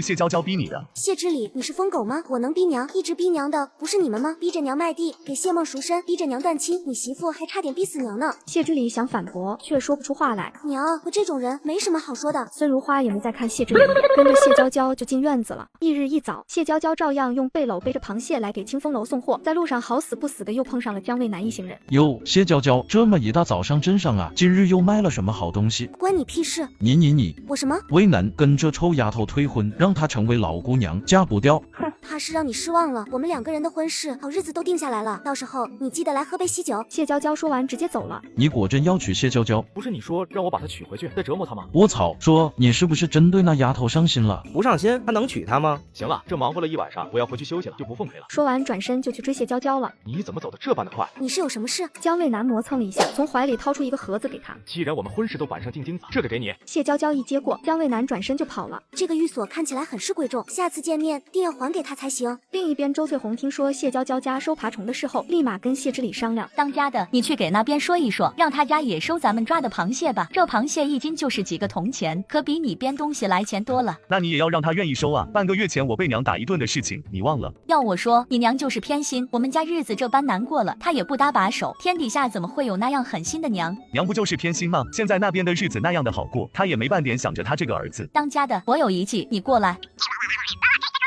谢之礼听他说完，看着周翠红皱着眉，这样真可行？哪里不行了？只要娘在咱家住下，以后我们每月让谢娇娇拿养娘的钱，就够咱家生活了。两人商量完后，当天晚上谢家就吵了起来。我要休了周翠红你这个婆娘，就是娶了你这么个婆娘，才弄得我家这般的不好。娘现在都不认我了。随后周翠红就带着谢坤走了，那是附近的邻居都看见的。最后这家里只留下谢之礼一个人带着个奶娃子，好几日来都过得苦不堪言。隔壁邻居都在开始劝说谢之礼了。你都这样了，你怎么不去求你娘帮你带孩子？你娘还是不理你吗？我娘还生我气呢，不敢去叨扰她。这话才说完，屋里的奶娃子又哭了起来，急忙又跑回屋里去了。哎，这真是摊上了一个狠心的娘啊！就是儿子都这般了，为了老子娘还把自己的媳妇赶了出去。可这老子娘见儿子过得这般不好，心中也不可怜一下自己儿子。风向就是这样，总是更容易偏向自己眼睛看到的弱者。最后谢之礼那边整日里奶娃子的哭声响遍了全村，这下有些村民就看不下去了，在村里碰见了孙如花，就劝说：我说孙大娘，你老二家的娃你不管了，就算是你跟你儿子断了亲，但是这孙子可也是你们谢家的种啊。就是这些老二一个大男人家怎么能照顾好一个孩子？这整日里哭闹，若是哪天出个什么事，那也是断了一根你们老谢的香火啊。对啊，听说就是因为你不谢，这谢老二说是要休了周翠红，让你消气呢。孙如花嘴巴张了张了，被堵得根本说不上话来。路上还碰见了谢之礼，谢之礼抱着娃正在路边哄着，娃娃还在哭。娘，孙如花没应他，但是听着这哭声，心里也有些不是滋味。谢娇娇送完螃蟹回来，就见孙如花一脸的愁容。娘，怎么了这是？是不是谢之礼又上门来找事了？没有。那娘是听见村里人说什么了？唉，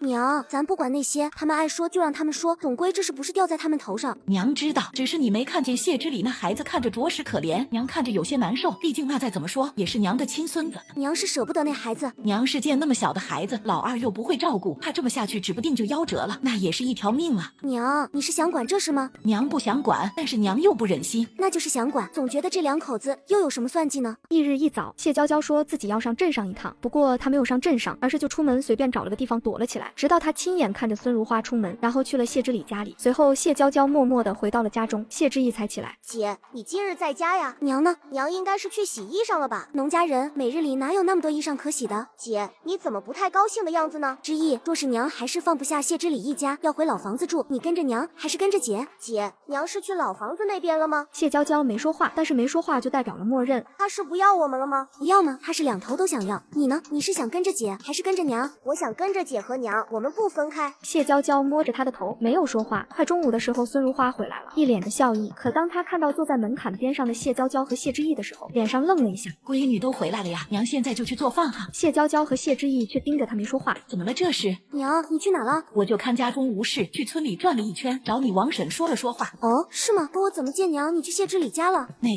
个，娘只是路过，看她一个人照顾那小孩实在是麻烦，搭了一把手。你还骗我？闺女，娘没骗你，娘就是看看他一个人带着孩子可怜。他可怜？娘，他哪里可怜了？是他和大哥一起把我们从那家里赶出来的。他们曾经卖过姐，打过我，逼你去死，你这些都忘了？你是不想要我跟姐了？没有，娘就是觉得他一个人照顾不来小孩，想搭把手而已。娘，你觉得他可怜？我每日一早忍着寒风去镇上卖东西就不可怜了，知意每日里去河边抓螃蟹就不可怜了。他们每日闲的没事做，时而不时的上门找麻烦，你居然觉得他可怜？娇娇，那你要娘怎么做呀？你不知道那奶娃子小小的，娘抱着的时候眼看着都快没活头了。你二哥他不是我哥，我跟他早就断亲了。可是既然娘觉得那边可怜，心中怜悯他们家，娘就收拾东西去跟他们住吧。娇娇，你这是要赶娘走？姐不要。娘，世人心中都有一杆秤，孰轻孰重，孰是孰非，应该是清清楚楚的。你明知道那边待你如何，可是你还是要操心他们的事，那就说明在你心中，我与知意是比不上谢之礼跟他孩子的。与其这样，倒不如你直接跟着他们过活，也免得了这每日里一来一回的受罪。娘没有，在娘心中，你和知意大过天。可是知礼真的变好了，他说他知道错了，还说要休了周翠红。娘就想着，再怎么也该给他一个机会，不是？看着这样的孙如花，谢娇娇心中也很是难受。听着他还要给谢之礼一个改错自新的机会，她更是心中堵得厉害。我不能心软，一旦心软，谢之礼和周翠红这两个人就是真的拿捏了我。行，娘，若是我说了这么多，你还是舍不得那边，觉得谢之礼那边割舍不下，你就走吧。谢娇娇说完，就拉着谢之意回房间了，任由孙如花自己做选择题。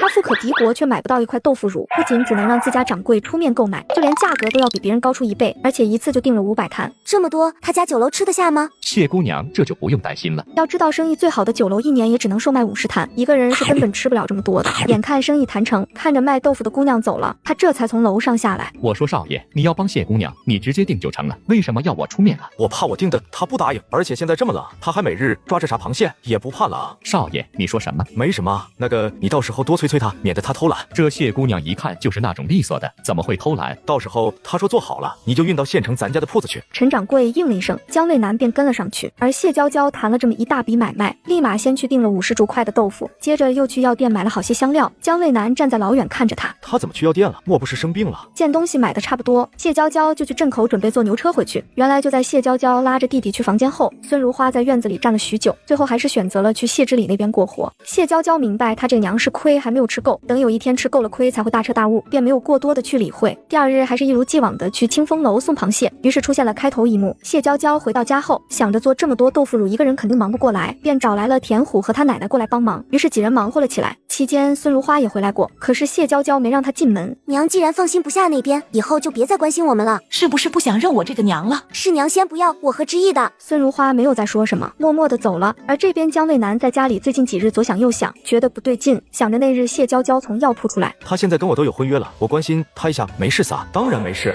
你娶她回来是折磨她的，可不让她享福的。她病就病了，关你屁事。两个声音来回的在心里打架，闹得江渭南很是不舒服，一咕噜站了起来。行了，够了。跳虎在旁边吓了一跳，少爷，我什么都没做啊。没事没事，去给我备辆马车。少爷要去哪？让你去你就去，哪那么多废话。江渭南让跳虎驾来马车，刚出门就见何虎和张飞来找他，正打算找你呢。走，咱们今日里听曲去。今日里没空，要去你们去。怎么了这是？平日里你不是最喜欢听曲吗？我家少爷要去找我家少奶奶呢。哟呵，可以呀。何虎和张飞立马换了一副神色，意味深长的看着江渭南。江渭南那是尴尬的不行。什么少奶奶不少奶奶的，她还没过门呢。这平日里我们喊谢姑娘，你不是说什么谢姑娘不谢姑娘的，那是少奶奶。怎么真上心了？你以前不总是臭丫头臭丫头的叫吗？张飞在旁边也是一脸的讥笑，江渭南觉得很没面子。那又怎么样？我至少也算是有个可以成亲的人了，不像你们两个吃不着葡萄咸葡萄酸。何虎和张飞立马一副吃瘪的模样，眼见江渭南要上马车了，两人立马又跟了上去。你们跟来干什么？反正无事，我们也去看看你江家少奶奶，哈哈哈哈。不一会几人便来到了谢娇娇家门口。啧，渭南，你这未婚妻住的未免也太寒碜了些。村里好些人看到村口进来一辆华丽的马车，这个时候都挤了出来看热闹。谢娇娇听着声音打开了门，一看门口的3个大少爷，你们来干什么？何虎一见他，立马大笑起来，哈哈哈。江渭南急忙从怀里掏出一方帕子，递给谢娇娇，这脸像什么样子？还不快擦擦！我家少爷咋看上了这么一个玩意儿？何不这样一个少奶奶呢？谢娇娇并未接过江渭南的手帕，而是自己用衣袖在脸上上胡乱揉了一通。怎么的？他是嫌弃我的帕子？我的手帕难道还没有他袖子干净？你们跑来干嘛？我们家可容不下你们几座大佛，就不请你们进屋了。姜卫南看了来福一眼，来福立马递上一个包袱给他，他直接扔到了谢娇娇怀里。上次见你从药铺出来，这个给你的。谢娇娇还没来得及反应什么，就见姜卫南转身走了。谢娇娇一脸的茫然，急忙提着包袱追出去。这什么东西？我不要，你带回去。姜卫南不接，不过脸上已经有些生气了。拒绝我的帕子，又拒绝我送的东西，气死我了！给你，你就拿着。说完，两条腿甩得像风火轮似的就走了。何虎和张飞跟着姜卫南回到马车里，眼里和嘴里都是嫌弃。这也太寒酸了。姜卫南一个眼神过去，何虎立马不说话了。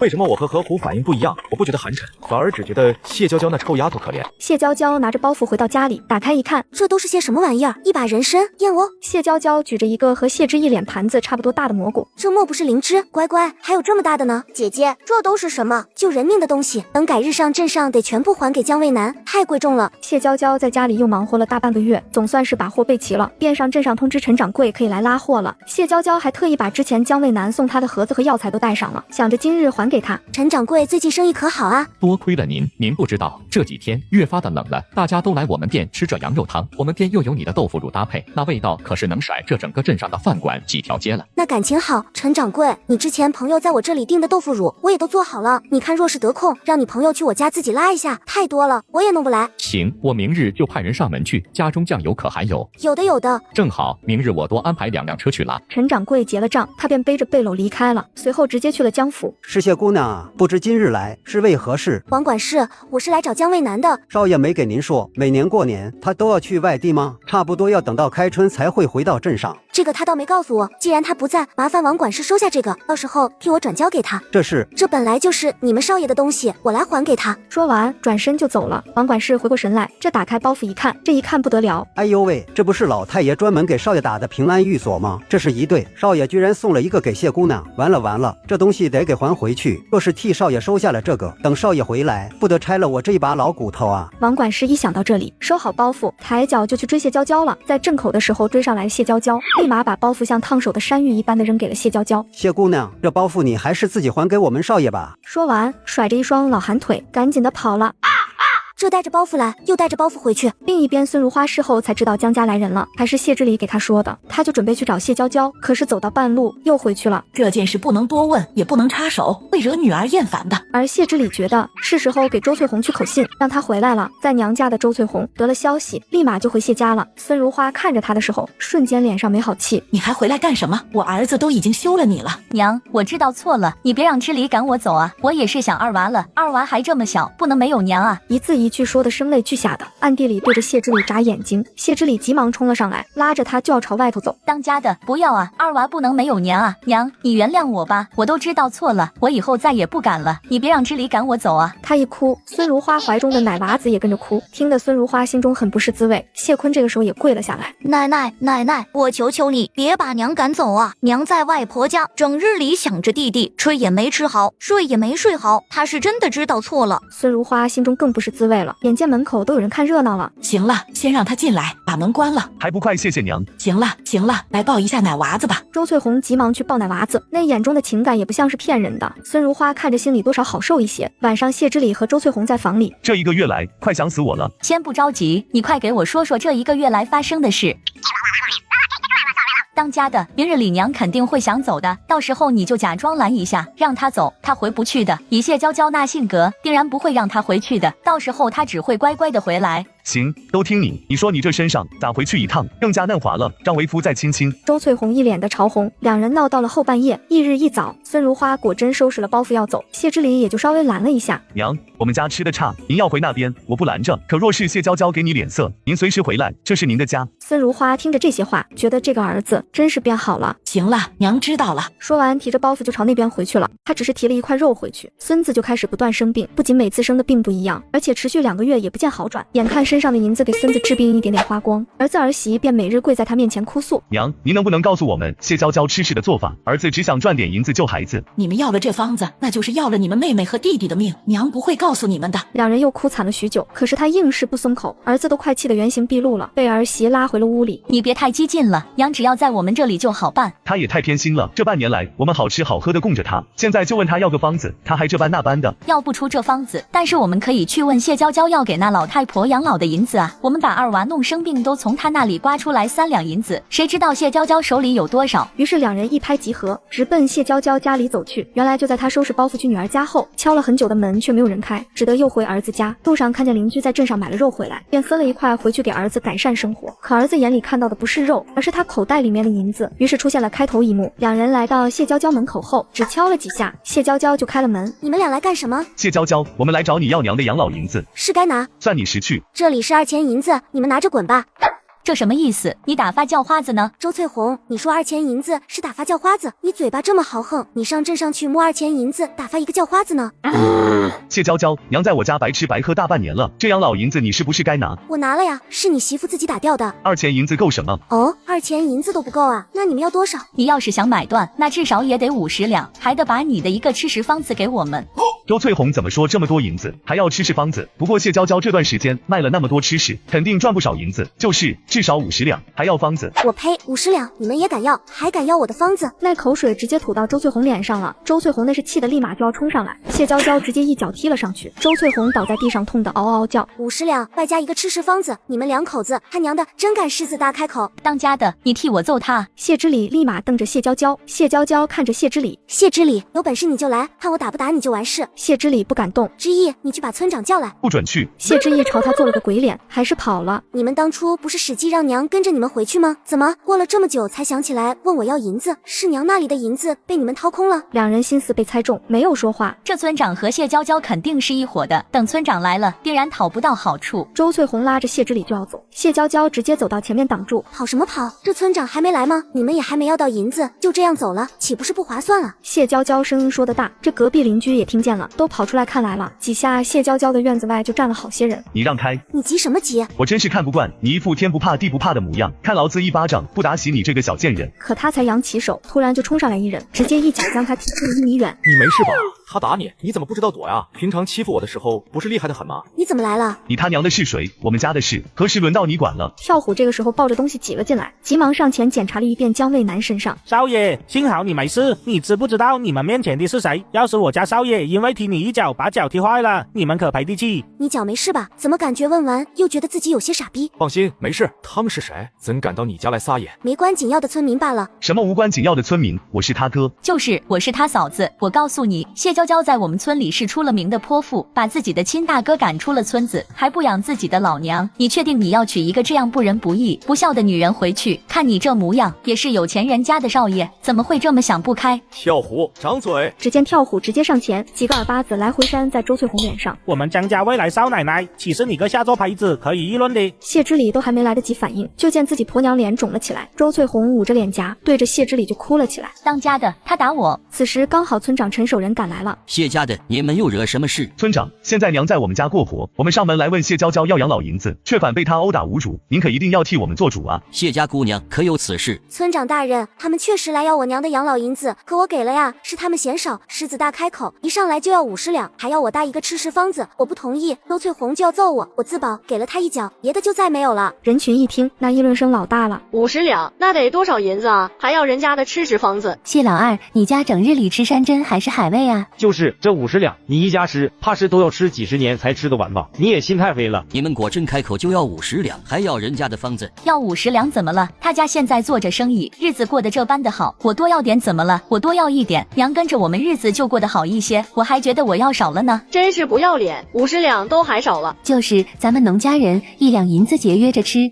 一家人1年都吃不完，他还觉得50两少，好大的脸，就像他有过50两似的。这简直不用谢娇娇反驳他们，就已经经有人当了这嘴替。关你们什么事？这是我家里的事情，关你们屁事！一个两个的狗拿耗子，闲得蛋疼。周翠红，你以为你要拿多少就是多少？不然呢？你别忘了，娘现在可在我家呢。你们高兴养着就养着，我又不会和你们争。不过这养娘的银子钱只有2钱，多的你们是别想要了。这可不行，村长，你得给我们2口子做主。村长，当初这段亲书是您亲自写的，这上面清清楚楚、明明白白写了断亲银子2钱。陈守仁不用打开看，他写的，他记得很清楚。周翠红立马不干了。村长，这不作数。凭什么不作数？你们当初都才一家，给2钱银子，凭什么告我就不作数？想让我多给？亦或者你觉得我谢娇娇好欺负，愿意当着冤大头？周翠红，当初你们2家断亲才给2钱，这些娇娇和他娘还没断呢，都愿意给2钱银子，你们还有什么不知足的？村长，这能一样吗？我们当初给2钱是因为家里没银子，谢娇娇现在有银子，凭什么不能多给？就是村长，若是只给2钱银子，我才不要养呢。他这话才说出，就见人群里孙如花钻了出来，正好听见了这一句，心中伤心极了，转身便跑了。谢娇娇小声在谢之意耳边说了什么，谢之意立马跟上去了。那只会哭的娘，千万别干出什么傻事来。见孙如花走了，人群对着谢之礼都指指点点的。谢老二，你娘之前跟着谢娇娇过得好好的，你不是3天2头装可怜，说自己带不来孩子之类的吗？就是当初他娘那也是心疼孙子才去帮他带的，他整日里说他娘这样好那样好，还诓骗他娘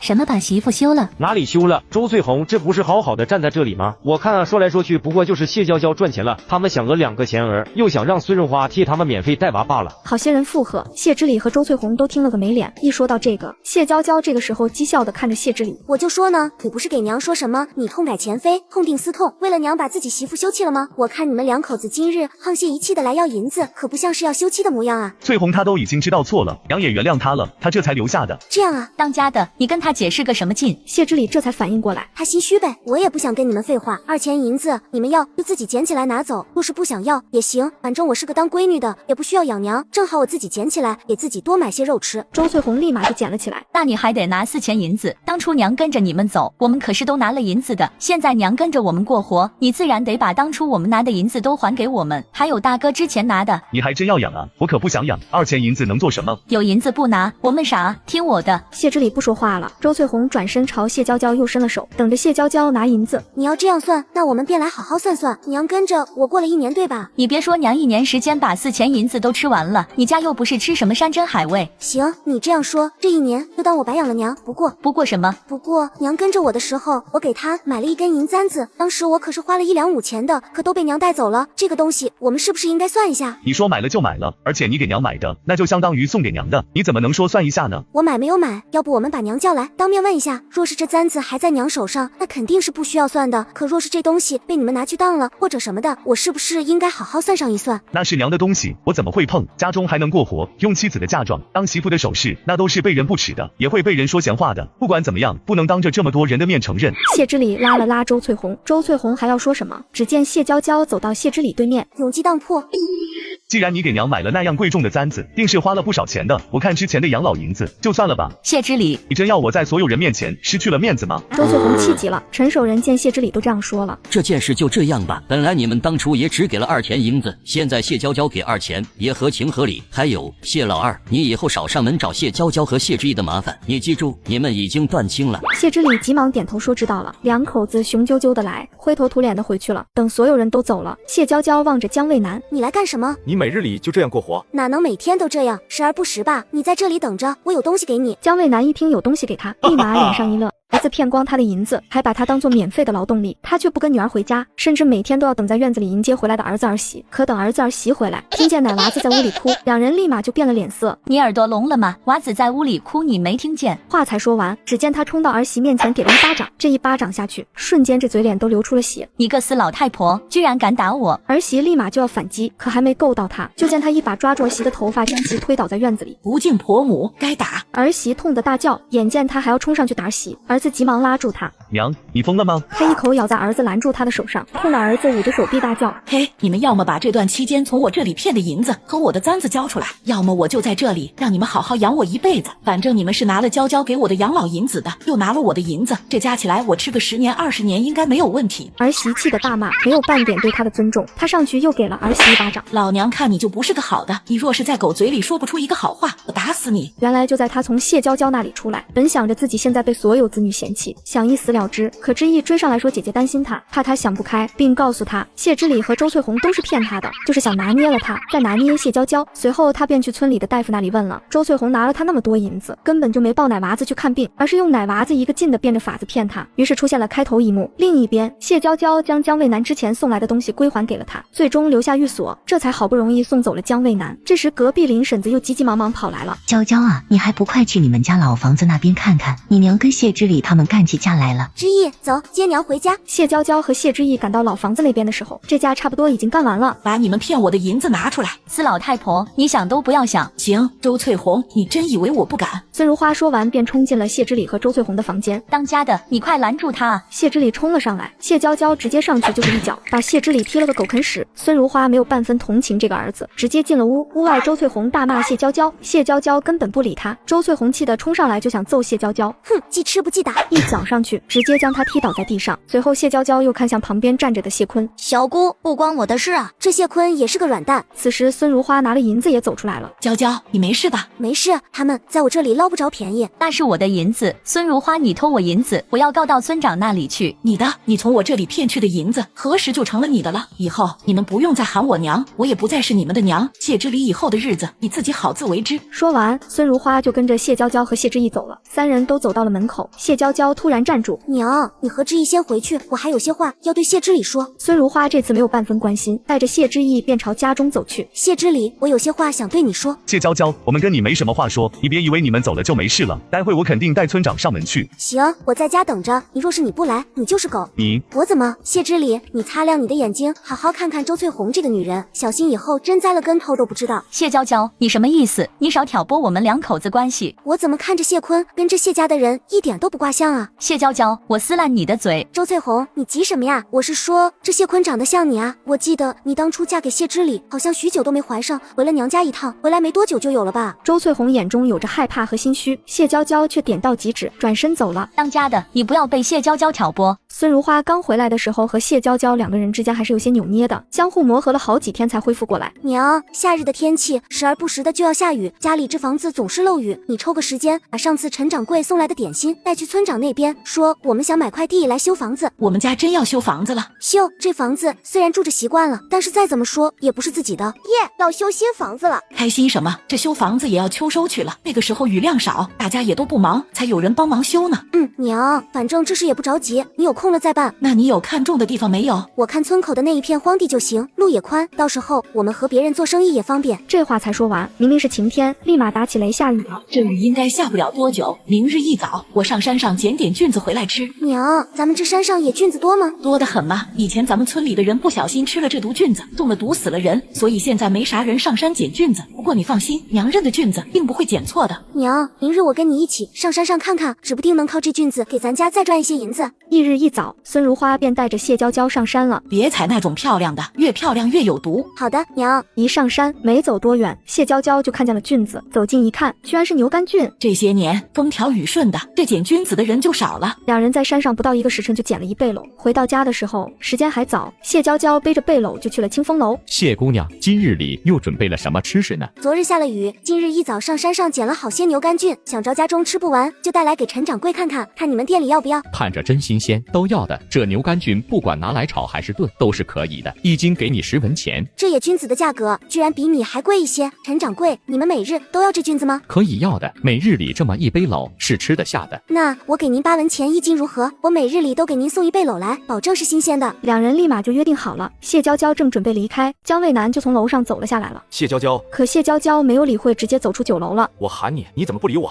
姜少爷，你看这午时都过了，我还得赶回家去，可没工夫陪你唠嗑。姜卫南这才看到，因为天热，他脸颊上全是汗水，没忍住的就掏出了袖子里的手帕，给谢娇娇擦额头上的汗。你今日上镇上怎么来的这般的晚？我自己来就行了。我是看你太热，没忍住给你擦的。你不要。觉得我梦了？放心，我没有多想，不会因为江大少爷这般对我，就以为你喜欢我。江渭南听着有些不是滋味，谢娇娇抬起头来，望着江渭南，手上的帕子捏在手里。这帕子脏了，我拿回去给你洗了，再还给你。没事，本少爷赏你了。我切，说的好像我稀罕似的，要不是给你留点面子，我立马就把手帕给扔了。那你还有什么别的事吗？若是没有，我就先走了。那个，你吃午饭没有？我回家吃，我娘给我留了饭的。江渭南站在原地，看着已经走掉的谢娇娇。何时这夏天这般热了？回到酒楼，江渭南找到了陈掌柜。今日他可是又和你做了什么生意？哦，谢姑娘他们家采了野菌子，拿来我们酒楼卖，以后每天她都会给咱们酒楼送一些。你别让他送，这么热的天，别再把他晒中暑了。你每日早些派人去他家取啊。这怎么？好的，少爷。江渭南这才满意走了。看吧，还是咱们少爷心疼咱们未来少奶奶。就是，不过要是我能讨上媳妇，我也疼。你小子肯定能娶上媳妇的。谢娇娇一到家，就立马跟孙如花说清风楼收菌子的事。娘，你去咱们村里人说，就说咱家收山上的野菌子，2文钱1斤，所有人的都收啊，都收。陈掌柜那边每日要1倍篓，剩下的我们用来晾晒，到时候卖干货。这能行吗？山上这野菌子可是不要银子的，咱们这收起来，那一天天的可不少啊。放心吧，肯定行的，您听我的。不过要说好，我们只收牛肝菌，别的都不要，免得到时候有人拿有毒的来忽悠咱。成，那娘现在就去给村里人说。娘，我想要不这事，你去给村长说，让村长去通知。明白了，这是村长通知的话，大家若是想在野菌子上做什么手脚，那也得看看村长的面子不是。还是闺女聪明，那娘现在就去了呀。娘，到时候你给村长这么说。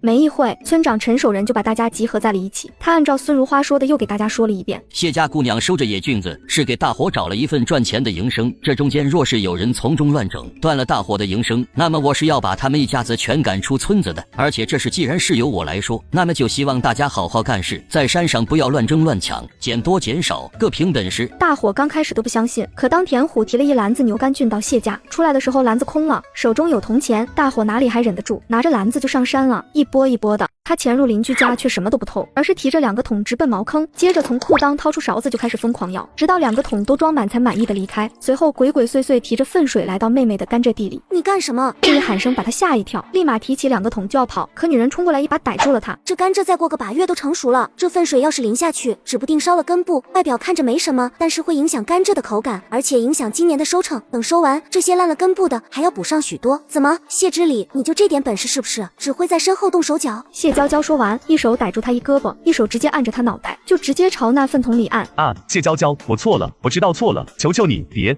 啊！等他的脸挨着粪水了，谢娇娇才放开他。谢之礼急忙用袖子去擦脸。谢娇娇，我要嘎了你！谢之礼，你干这些事真是丧德。现在证据也有了，我待会就去告诉村长。看着嚣张的谢娇娇，提起旁边的粪桶就要朝谢娇娇泼过去，可腿上就传来一阵刺痛，这举起的粪桶直接朝着自己泼了下来。谢娇娇都抬起脚本想跑，可看见他这操作，瞪大了眼睛，都傻眼了。谢之礼现在是脸上身上全是粪水。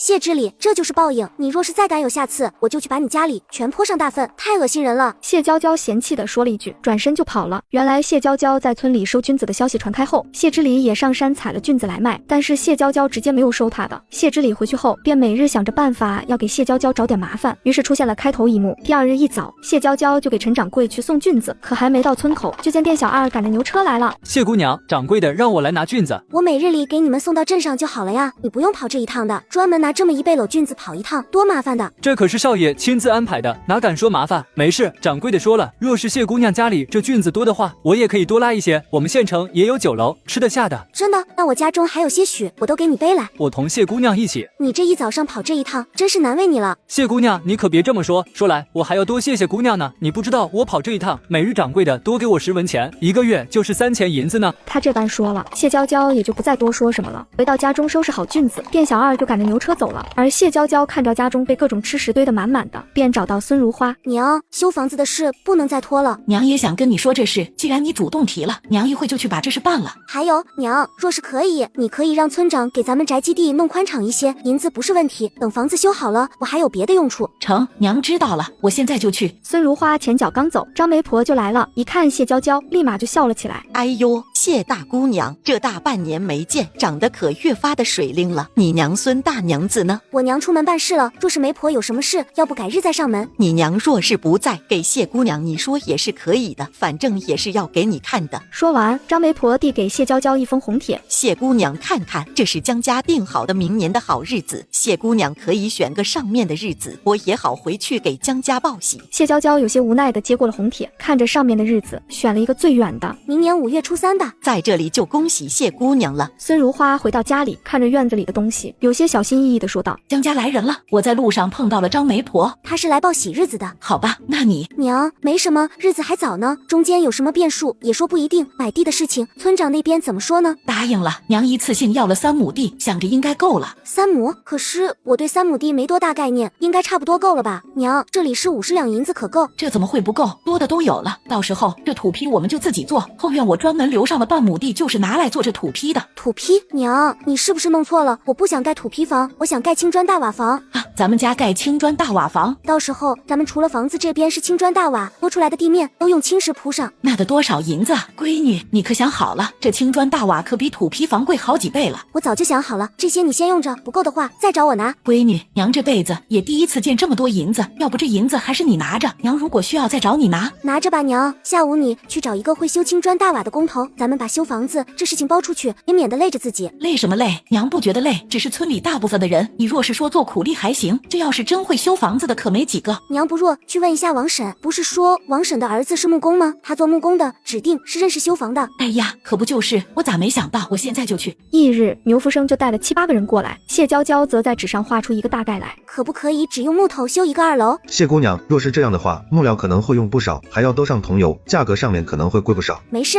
能做就成。大伙这才放心，知道可以做阁楼了。谢娇娇在设计上就大胆了起来，这边火急火燎的忙着修房子，另外一边江渭南知道这时间都定到明年5月的时候，跑回去又大闹了一番。李秋和，我看你就是故意的。老爷，以前让你成亲，你不急，现在你倒是比我还急了。我们送了好几个日子去，是人家姑娘选的这个日子，你能怪我们？哟呵！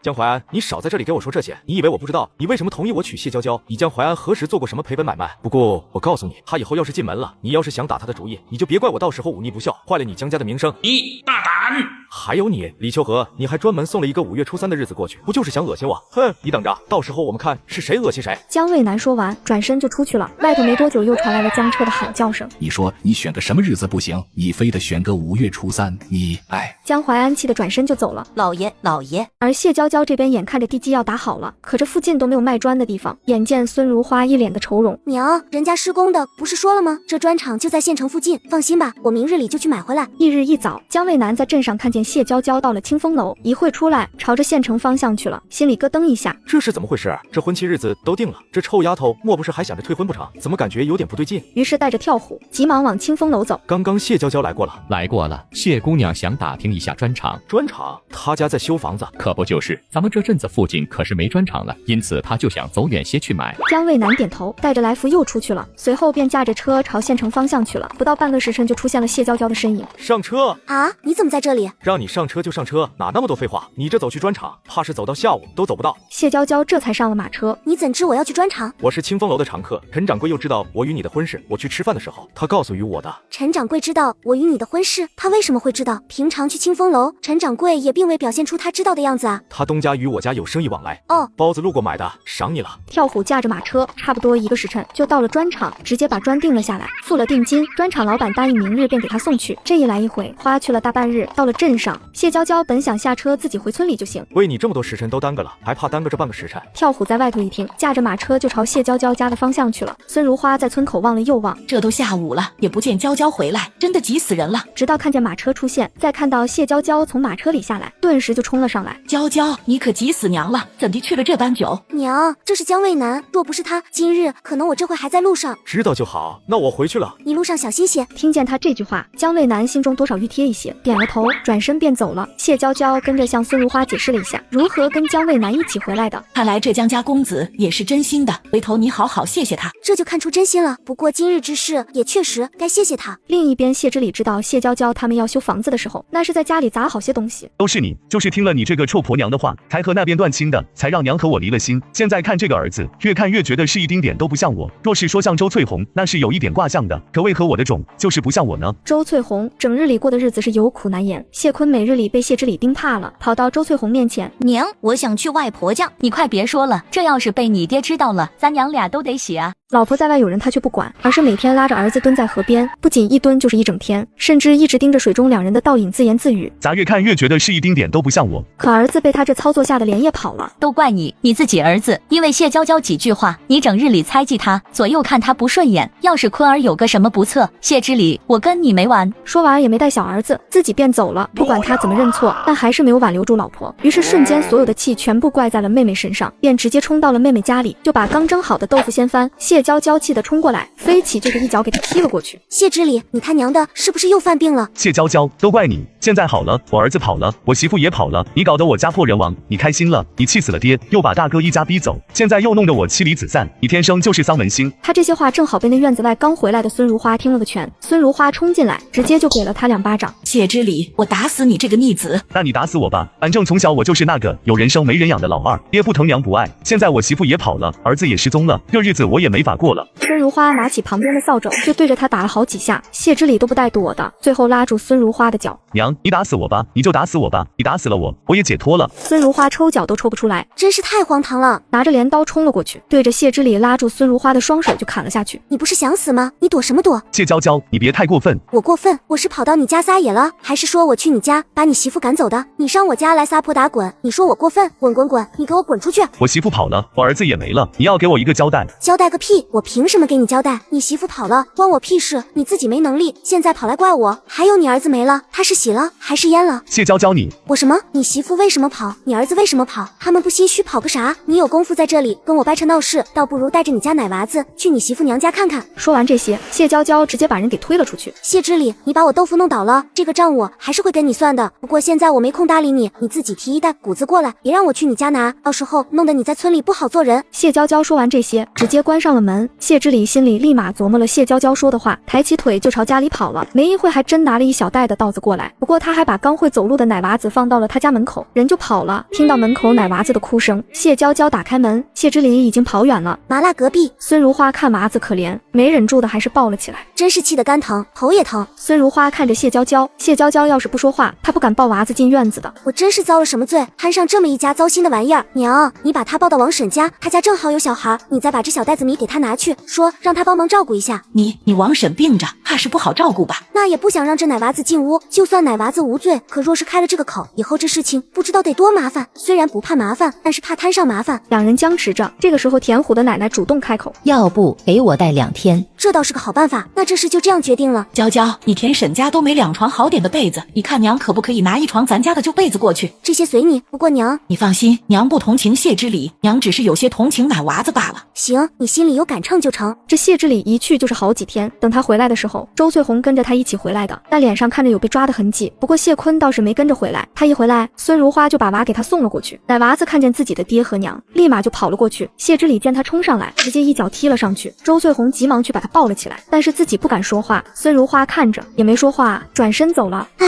谁都有自己的命啊。这边在谢娇娇的安排下，去年种甘蔗的村民和今年新加入愿意签协议的村民都有条不紊地做着分配到自己手上的事，全部弄完差不多用了大半个月，仓库里堆满了红糖。随后谢娇娇就上镇上去了。到清风楼的时候，陈掌柜正跟货商说他家里面的干货呢。谢姑娘来的正好，这是高老板高深北方来的货商，他每年都会南北好几次，你家的干货正是他要的。高老板幸会，那改明日您若有时间，可以上门来看看我那一批货。一定，那就这样定了。三人约定好，高深便先走了。陈掌柜，今年的红糖我已经做出来了，您看您东家那边今年还收吗？收的，你不来我都要去找你呢。去年那红糖卖得好，早就想问你今年这一批什么时候能出来。今年红糖比较多，大概有3000来斤，不知道陈掌柜您的东家能吃下吗？若是不能，当然可以。去年你卖给我们东家的红糖，我们好些铺子都没上货，也就1-2天就卖完了，就你3000斤，那也是经不住我们东家卖的。那陈掌柜，明日若是有空，你安排人来拉一下。好。好，还有我之前让你把酱油规模扩大的事情。您放心，只要明年一定管够的。陈掌柜这才满意的点点头。谢娇娇在街上买了点东西，刚要准备回去，一回头就见姜卫南在大街上被一个女人追着在街上跑，不堪入目啊，不堪入目！立马转身抬脚刚要走，背篓就被人抓住了。卧槽！还没开口，姜卫南就拉着他转身，面对着刚刚追他的女子。她是谁呀？你未来嫂子。姜卫南还有一个妹妹，还以为是他哪个相好的呢，在大街上拉拉扯扯。谢娇娇看了一眼姜卫南，姜卫南也盯着他，一副让他赶紧说话的模样。谢娇娇无奈只得尴尬的扯出一个笑容。你好，你就算那个，也不应该在街上随意拉一个女人来骗我。我没有骗你，我跟她婚期都定了，这是姜家所有人都知道。我本想着今年回去过年的时候向家里人说的。女子还是不相信，狠狠地瞪了谢娇娇一眼，突然冲上来推了她一把，然后直接跑掉了。以前电视剧才有的把戏，居然会落在我身上。姜卫南有些尴尬地盯着谢娇娇，刚要解释，只见谢娇娇直接给他一个过肩摔。姜少爷，这是你刚刚轻薄于我的惩罚。接着背着背篓转身走了。这么多人看着，姜卫南气得浑身都痛。看什么看？我跟他有婚约，这臭丫头真想好好收拾他一次。在谢娇娇心中，这点小插曲几下就被他过掉了。回到家中，看见大家围着他家仓库，大家伙放心，明日就有人来收这红糖，到时候我会按照我给大家定的价格，把银子给到大伙手里。有了他这句话，大伙放心了。陈掌柜给我的定价是2000银子，按我们当初契约上写的，每一斤我抽成3分，所以大伙的是1040文，应该的。翌日一早，陈掌柜就带着牛车马车来了，跟着一起来的还有高深。这就是我自己家里晒的牛肝菌。这个很好，我很满意。谢姑娘怎么卖？50文一斤，怎么样，高老板？合理，合理。不知道谢姑娘家是否还有豆腐乳？我想买一些。陈掌柜告诉您的。这高老板昨日见你给我送吃食，就紧着问，我被问的没法，才告诉他的。高深是卖到北方去的，也不在镇上卖，那就不冲突。豆腐乳家中还有些的，高老板若是需要，我按照给陈掌柜的价格给您，您看合适不合适？可以，可以，哪能不合适呢？忙完高深要的东西，谢娇娇带着陈掌柜就去看红糖。陈掌柜看着仓库里这么多的红糖，那是眼睛都亮了。这些红糖一拉回去，又得替东家赚不少银子，到时候免不得我的打赏啊！哈哈哈！谢姑娘，这红糖可不可以也匀一些给我？高深，你够了，我给你介绍生意，你怎么的还抢起我的生意来了？哎呦，我的老哥哥，你看你还生起来了，我也不跟你争，就你拉走，剩下一些边边角角给我也成的。这玩意是面上贵，我也就想着买一些拿回去给家中亲戚分一分，当节礼。这还差不多，你下次有话一次性说完。看这气的。当天大家就看到几辆牛车马车从谢娇娇家中拉了好些东西走，那一车一车的东西看得让人眼红。等陈掌柜走了，谢娇娇拿着陈掌柜结的好几百两银子，也是激动万分。来这里2年了，应该算是挣到了大钱吧。见谢娇娇回屋了，孙如花赶紧的就关上了门。娘，你关门干什么？这么多银子，娘不放心。有什么不放心的？之意，你去给田虎说，让他通知各位到村长家里来领银子。他平时到村长家连一个好脸色都没有，可今天一进门，村长媳妇不仅立马搬来凳子，还递上一碗热茶，甚至把珍藏10年的腊肉拿了出来。一点点小东西，不要嫌弃。这我哪里敢收？都是别人送礼给村长，哪有村长给村民送礼的？婶子使不得，使不得。谢大姑娘就收下吧，你婶子的一片心意。那就谢谢村长和婶子。要谢也是我们谢你。没一会儿，大家便来了，脸上都带着笑容。村里的村民虽然没有通知，但是好些人都围了上来。在这里，我先谢谢大家对我的信任，跟着我种了甘蔗。今年咱们丰收了第一批甘蔗，昨日所有的甘蔗又都卖成了银子，今日是咱们享受果实的时候了。接着谢娇娇开始一个一个念哪家哪户多少斤，按照契约是多少银子。村长陈守仁家红糖产量356斤，银子49两8004文。念完名字，谢娇娇就把属于他家的银袋子给了他。陈守仁作为村长，激动的脸都红了。一年的俸禄也才几两银子，家中为了供娃子读书，那是节衣缩食，没曾想就种了这么个甘蔗，抵得上我10年的俸禄了。很快，谢娇娇给所有人分完银子，又拿出几块红糖。这是我留下的红糖，大家一人带1块回去，给家人尝尝。有了这次收益，我希望大家可以保护好咱们自己的种苗。若是谁把这事传了出去，我定不轻饶。大伙都点头，嘴里说着不会，看热闹的人已经控制不住了。谢大姑娘，你看你们这银子也分了，是不是该说说这种苗怎么分配？这看得大家也热得很。大伙放心，等签了契约，这种苗等过上几天我们就分。不过我还是要强调那句话，希望种苗分到大伙手中，大伙不要传出村外去。若是外头也有村子种起来了，那么这价格就不会这般高了，大家也就拿不到这么多银子了。希望大家谨记，有了第一批的成功，后面的人就不会乱整了。安排好一切，谢娇娇便走了。陈守仁眼看着村里家家户户都要过上好日子了，心里也高兴。你看，这明显就是我治理管辖有方啊！这家家户户过的日子都和咱家一样，你还高兴得起来？你别忘了，咱们家还有2个吞金兽呢。我看过了，明年去，你这个村长就是这村里最穷的了。你看你是不是妇人之见了？你说的这些，人家谢娇娇早想到了，人家都说了，咱们家是可以多种2亩地的。你说的当真？看来今天那块腊肉没白送。就算没你那块肉，我是村长，我说我们家多种2亩，他谢娇娇能不答应？是，咱家啊，就你最厉害了。你不知道，做了这么多年的村长，今年啊，我这心里是最舒心的。回去路上，孙如花把这篮子上的布掀开，娇娇是腊肉和点心，这王秋实最是吝啬，没曾想这突然一出手，这么贵重的东西，人人都愿意大方，可若是这手中没有银子，想大方也大方不起来。孙如花点头，没有说话。眼看日子越过越好，谢娇娇便想着把弟弟送去读书。之意，明年开年，姐送你去读书好不好？之意，还不快谢谢你姐。姐，我不想读书，那你可有什么想做的？姐若是真想让我学点什么，送我去学医可好？要是我学会了，以后娘和姐生病了，我就可以给你们看，我还能给王婶看病，给村里所有人看病。你可是真的想学？之意，这学医可不是人人都学得会的。姐，我是真的想学。行，那明日里我就去打听一下。不过就算是学医，那也是要识字的，我愿意学字，也想学医。翌日一早，谢娇娇便带着孙如花和谢之意一顿买，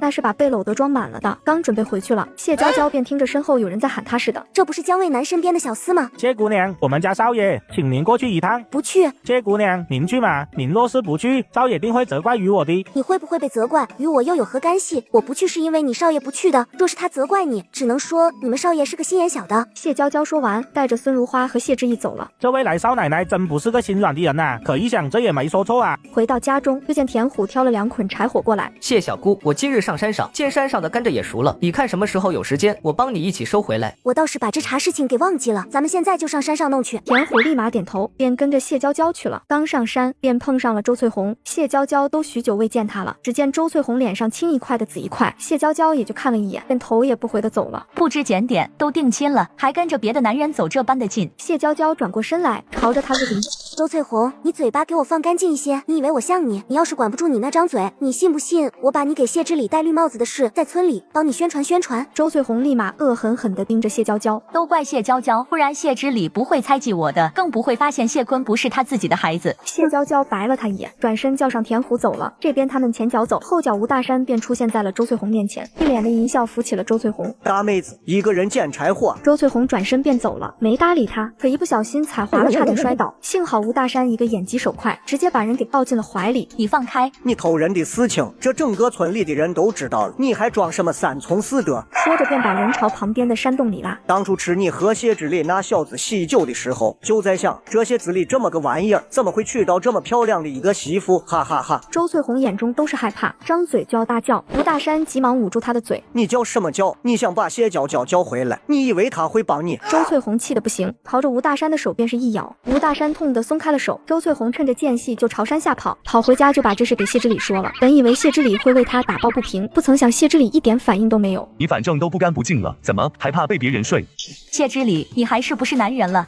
我他妈男人的脸都被你这贱人丢光了！当初成亲当晚我就说咋那么通畅呢？现在回想起来，你他娘的是不是以前就跟别人媾和了，把我当孙子玩呢？说完不解气，又一起洗手。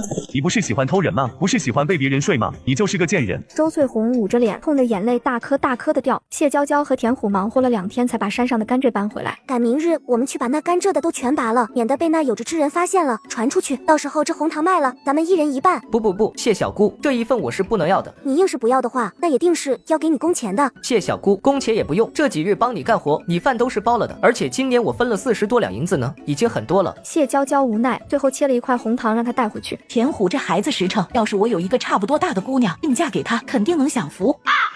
这些忙完，谢娇娇的新家就该上完了。陈掌柜带着厚礼上门，谢娇娇急忙请人上座，还拉来了村长替她陪着。村长觉得自己都被有面子，红红火火，开开心心的吃了上凉饭。随后陈掌柜又给了谢娇娇一个盒子，这是江家少爷走之前让我带他转交给你的。今日感谢您抽出时间过来，都是应该的。陈掌柜又怕谢娇娇不知道他家少爷送的东西是什么寓意，又叮嘱了一遍。谢姑娘，江家少爷送您这个平安扣，是希望您可以平平安安的。我看那少爷可是真的把您记上心了的，您的大福气这还在后头呢。说完笑了2声，便上了马车。怎么听着有些茫然？为何陈掌柜会对我说这话？可能他和江渭南有些交情吧，因此才说了这些话。肯定是。这边跳虎一个人回去，还把谢娇娇说的话转述了一遍。你马上去备车，我亲自去找谢娇娇。可他才走到门口，又被身后的李儿叫住了。表哥，明日便要回去了，你这是要去哪？我出去一趟。那我也去。燕儿，我们长大了，不是小孩那会了。我有我要做的事，你忙你的就成。那我嫁给你就行了呀。你别这样子，像什么样子？我不嘛。江渭南被他缠得没办法，轻轻推了他一下，李儿便哭了起来。表哥，你变了，你居然推我。这要是换成谢娇娇，不会这般哭哭啼啼的。他每次去找未婚妻却不敢走正门，而是偷偷摸摸爬狗洞，就连马车也要提前停在离家足足1000米外的地方等候。原来只要他一出门，就会被表妹立刻缠着不让离开。可费尽心思见到未婚妻，得到的只是一脸的冷漠。你怎么来了？上次让跳虎叫你来见我，你都没来，还好问我怎么来了，气死我了。谢姑娘，我们家少爷不就是来看你的吗？就你话多，谢娇娇，你跟我来。你有事说事，村里这么多人看着呢，小心我待会不给你面子。江渭南立马回过头就瞪着他，怎么觉得他像个怨妇一般？上次我让跳虎去请你，你为何不来见我？江少爷，我整日里忙活的事情可比你多，我见你又耽误不了你什么事。算了，多一事不如少一事，好吧，江大少爷，我错了，行了吧？这还差不多。跳虎把食盒拿来，明日便是大年了，这个送你的。说完，江渭南直接就把食盒塞进了谢娇娇手里，自己转身走了。谢娇娇有些茫然。谢姑娘，这是我们少爷专门带回来的，他觉得好吃，因此想着给你带一份，大年都没在家中过，就赶来了。为何带我这般？你自己想。跳虎走。回到家中，孙如花看着食盒里装着的一叠叠精致糕点，乖乖，这谁送的？江渭南送的，姑爷送的，是个有心的。第2日，谢娇娇便直接就去江府找到江渭南。你今日有空吗？本少爷每日可是忙得很的。既然你忙，那我就先走了。我今日得空。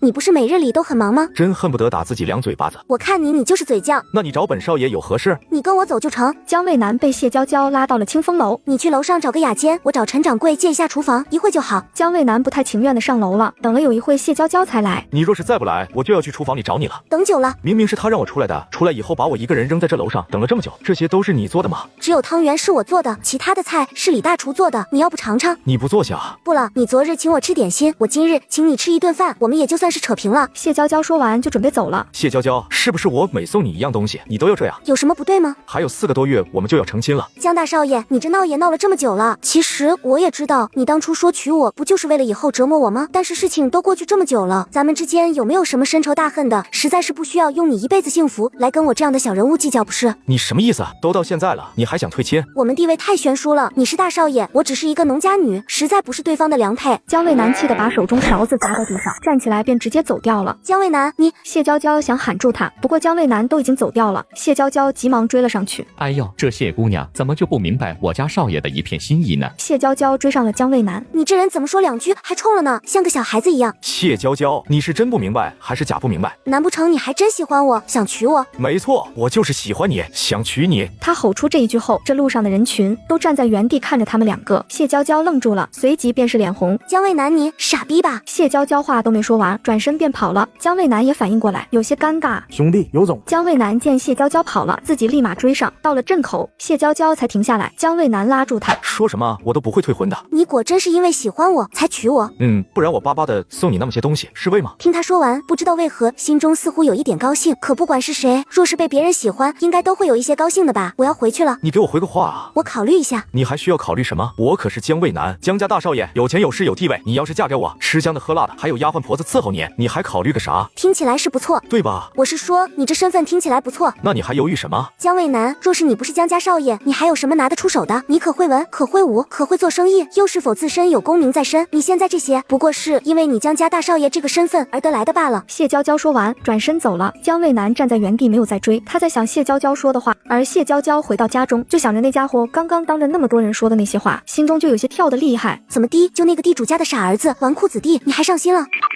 怎么可能？闺女，你脸怎么这么红？可能回来路上太冷了，冻红了。放心吧，娘，我没事，一会就好了。没几天，姜卫南便又来找到谢娇娇。你上次说的话，我回去好好想了想，我觉得你说的很对。话？什么话？哦，知道了。然后呢？那你想要什么样的夫婿？你要文的，要武的，还是说你要会做生意的，要有功名的？我要什么样的，你就变成什么样的。你可以说说，若是本少爷高兴，也不是不可以。谢娇娇翻了个白眼，心中觉得这姜卫南就是诚心来惹她不痛快的，心中懒得跟他说话，转身就要走。你还没说你想要什么样的？姜卫南，这不会又是你的什么恶趣味吧？你若是整日里没事做，就去找你那2个狐朋狗友去，我整日里没你闲。谢娇娇，你以为整日里就你忙？我每次巴巴的跑这么远来看你，你每次都一副不待见的模样。我又没让你来。行，谢娇娇，你有种，是我姜卫南自己犯贱，我自己上门来自讨没趣。你不是要退婚吗？啊，退就退，我姜卫南找什么样的女人找不到，非得找你这样的，给自己找不痛快。说完，姜卫南转身便走。谢姑娘，你真的太伤我家少爷的心了。我们少爷为你做了那么多，你不领情就罢了，还这般的气他。他因着你上次说的话，在家中这个把月都没吃好睡好的，你哎。跳虎说完就去追姜卫南去了，可没走几步又回过头。少爷他说的退婚是气话，您可不要当真，不然转头他又要后悔了。而姜卫南回到家中就后悔了。本来谢娇娇就想跟我退婚，别明天早上这片里那些就被谢娇娇退回来了。跳虎套马车，我要去找谢娇娇收回要退婚的话。现在知道后悔了，放心吧，少爷，我走之前给谢姑娘说过的，你说退婚是气话，让她不要当真。可亏少爷平常没白疼你。那少爷，我去睡了。去吧去吧。我的话谢娇娇都不听，她还能听跳虎的话？不行不行，跳虎你去套马，我们现在就去。我这是遭了什么孽哦？姜卫南来到谢娇娇门口，却站在门口不敢敲门，而谢娇娇也实在睡不着，就想着去新房那边看看酱油。一开门看见姜卫南，你们大晚上的不睡觉，跑这里来干嘛？睡不着，出来散散步。跑这么远来散步，你们大晚上的到底来干嘛？是真散步吗？谁他妈大晚上的来这种香卡卡散步？我是来找你的。那个白天我说的话那是气话，你不要当真。哦，不当真？哪句话不当真？都当不得真。你这大晚上来找我，就为这事？不然呢？我怕你当真了，明日就把聘礼给我拉回来了。这事我倒是做得出来，不过你说话倒是也不拐弯抹角的。拐个弯的话，怕你听不明白。谢娇娇抬手就要给他打过去，姜卫南急忙用手挡着。你有时候真像个傻子。你才傻，你全家都傻。第二日一早，牛二便过来了。谢小姑，你要的家具做好了，我爹让我通知你过去看看。谢娇娇急忙拉着孙如花跟着去了。王婆子家的院子里摆了好些家具，谢娇娇看了看，大部分款式都和她要的差不多，便结清了银子。牛福生刚接过银子，李梨花便冲了出来，王婆子都没有她手快，在众人面前倒是让牛福生尴尬了一下。这个儿媳妇越来越过分了，可是有外人在，也不好发火。我去看看李叔回来没有，借他家的牛车给你们把家具送过去。那就谢过牛大哥了。一出门，路过谢家老房子的时候，正见周翠红端着盆出来倒水，差点泼在他们身上。早知道再慢些出来，直接泼在他们2个身上。孙如花都想发火骂2句，被谢娇娇拉着直接走了。多行不义必自毙，周翠红的结果定然是落不到好的。刚回到家中，就见姜卫南从外面走了进来。这怎么又来了？我想着上次你请我吃饭，我都没吃好，今日专门过来让你重新给我做一顿。上次确实这小子充气走了，再看着跳虎手中有一个食盒，难不成是用来装吃食的？我不怎么会做饭，若是你要装些吃食走，我让我娘多做一些，你带走吧。她跟丈夫去给邻居送家具，却抱着自家的坛子，甚至临走前还随手顺来一个粪勺，就连上面沾着东西也不管，直接藏进裤裆里。随后一到邻居院子，便直奔大缸而去，紧接着开始用粪勺舀里面的东西倒入自己带来的坛子里。此时主人刚好回来，就看见这一幕。你在干什么？她丈夫和儿子听见主人的声音，放下手中的家具便过来了。看见这一幕，她丈夫瞬间尴尬了起来。我就是闻着这味挺香的，想弄一些回去尝尝。弄一些尝尝吗？李梨花，这是我家的东西，你凭什么弄一些回去尝尝？我让你弄了吗？你给银子了吗？你这明明就是偷。谁偷你东西了？我这都看见了，你还说你没偷？当家的谢娇娇欺负我，人家哪里欺负你了？当我眼瞎看不懂吗？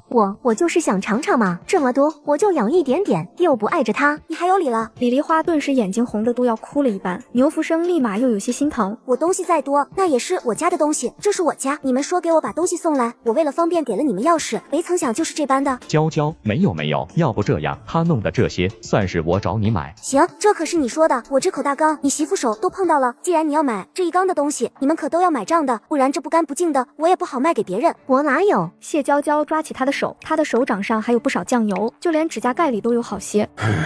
行，那我来给你们好好算算，我这东西卖给镇上的老板是50文1斤，这一缸至少也有个110来斤吧，我就算100斤，那么就是5两银子，来吧，给钱。什么玩意？5两银子，你怎么不去抢？我看你就是故意宰我们。牛二在旁见形势不太对了，立马跑去找他奶奶。李梨花，我需要宰你，你要是不相信，我们马上就可以去镇上去问问那老板是不是按照我说的价格收的，还有这100斤已经是我看在王婶的情分上少说的了。这每日里辛苦，从过年打家具打到现在也才几两银子，这娘们一会的功夫就全给败了。娇娇，这银子能不能再少一些？我们都是靠苦力赚银子，也不容易。你们容易不容易关我什么事？我做这一缸吃食还不容易呢。你们也可以不给银子，我直接报官，让李梨花去牢里蹲上个3年5载的也可以。当家的我不要坐牢。牛福生心中虽然不愿，可见李梨花撒娇，立马就又软下心来。刚要开口，就听那边王婆子的声音传来：娇娇，就让她去牢里吃牢饭。娘，你怎么来了？我怎么来了？我要是不来，这家都要被这婆娘败完了。王婆子刚到，就见孙如花也来了。娇娇，没事吧？娘，我没事。娇娇，这事你直接报官，这婆娘偷人东西，我们牛家也是要不起了。待会你牛大哥就一纸休书，直接休了这婆娘。我何时说过要休了李梨花？怎么你还不同意？这样的婆娘，你还要她做甚？牛福生瞬间不敢说话了，见牛福生都不说了，李梨花这才害怕起来，急忙拉住王婆子的手：娘，我错了，我也是鬼迷了心窍，做出这般下作的事情，您别让当家的休了我啊！我给你说过很多遍了，让你老老实实的过日子，可你呢，硬是不听，你虐待牛二，我养的白白胖胖的孙子，你进门1年不到就瘦得像竹竿似的，你一个女人的贴身衣物，你都让这孩子给你洗，简直是不要脸。说到这里，王婆子都有些伤心，牛福生忍不住的也去看了牛二一眼。似乎印象中以前回家来，牛二确实都是白白胖胖的，可现在我生病你也不管不问的，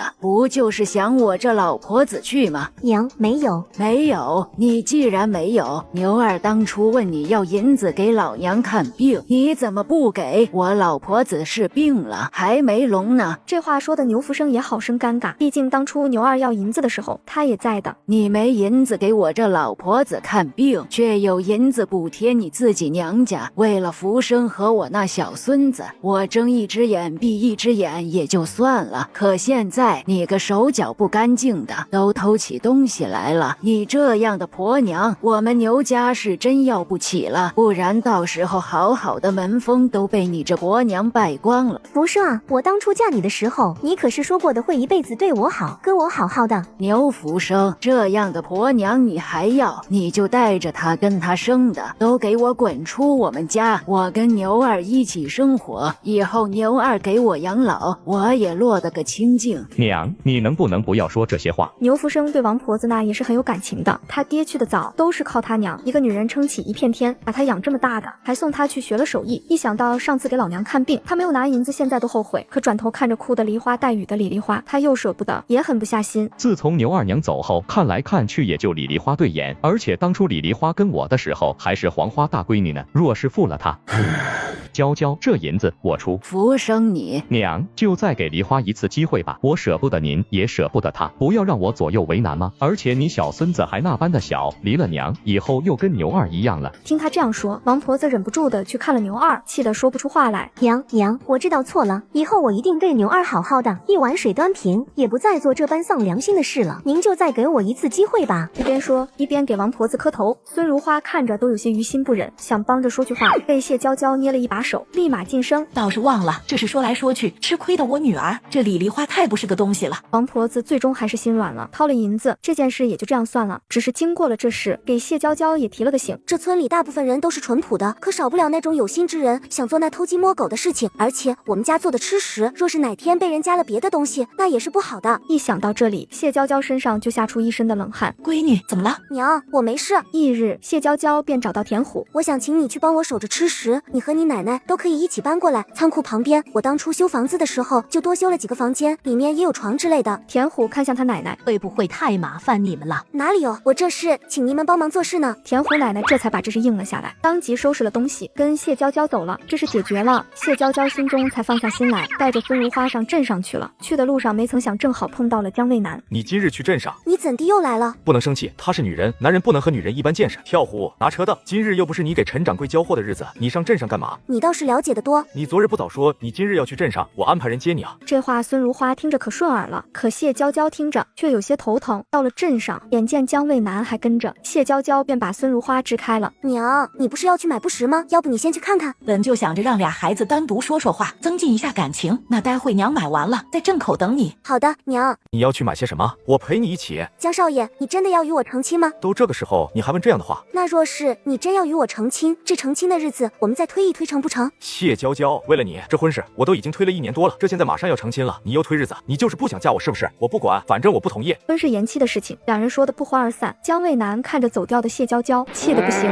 跳虎，我是不是给他脸了？整日里给我甩脸色。我哪里敢接这句话？而且明明谢姑娘是好好说的，是少爷您那火气总是一点就着。江渭南气得转身去寻张飞和虎去了，但还是安排了跳虎去把谢娇娇和孙如花送到家里。到家后，谢娇娇把自己在镇上买的银手镯递给了孙如花。娘，给你买的，给我的，这个比之前那个还要好看一些。孙如花的眼眶立马就红了，她不想哭的，急忙给谢娇娇解释，娘是高兴，高兴就好。来，我给你戴上，给你留着，到时候成婚的时候做添妆。给你的你就拿着，咱们家现在也是有营生的，这以后你还怕我没有这些吗？最终孙如花拗不过谢娇娇，把东西收了起来。娘，等月中制一休沐时，我们就把这乔迁宴办了，你说行不行？哪里不行？依你，到时候娘上镇上去订一些猪肉回来，订半头吧，到时候请村里的大伙好好吃顿饭。虽然半头猪可能要1两多银子，可村里人今年都种了甘蔗，这甘蔗到时候我们家都要抽成，就当犒劳大家了吧。行，依你的，到时候好好办一场。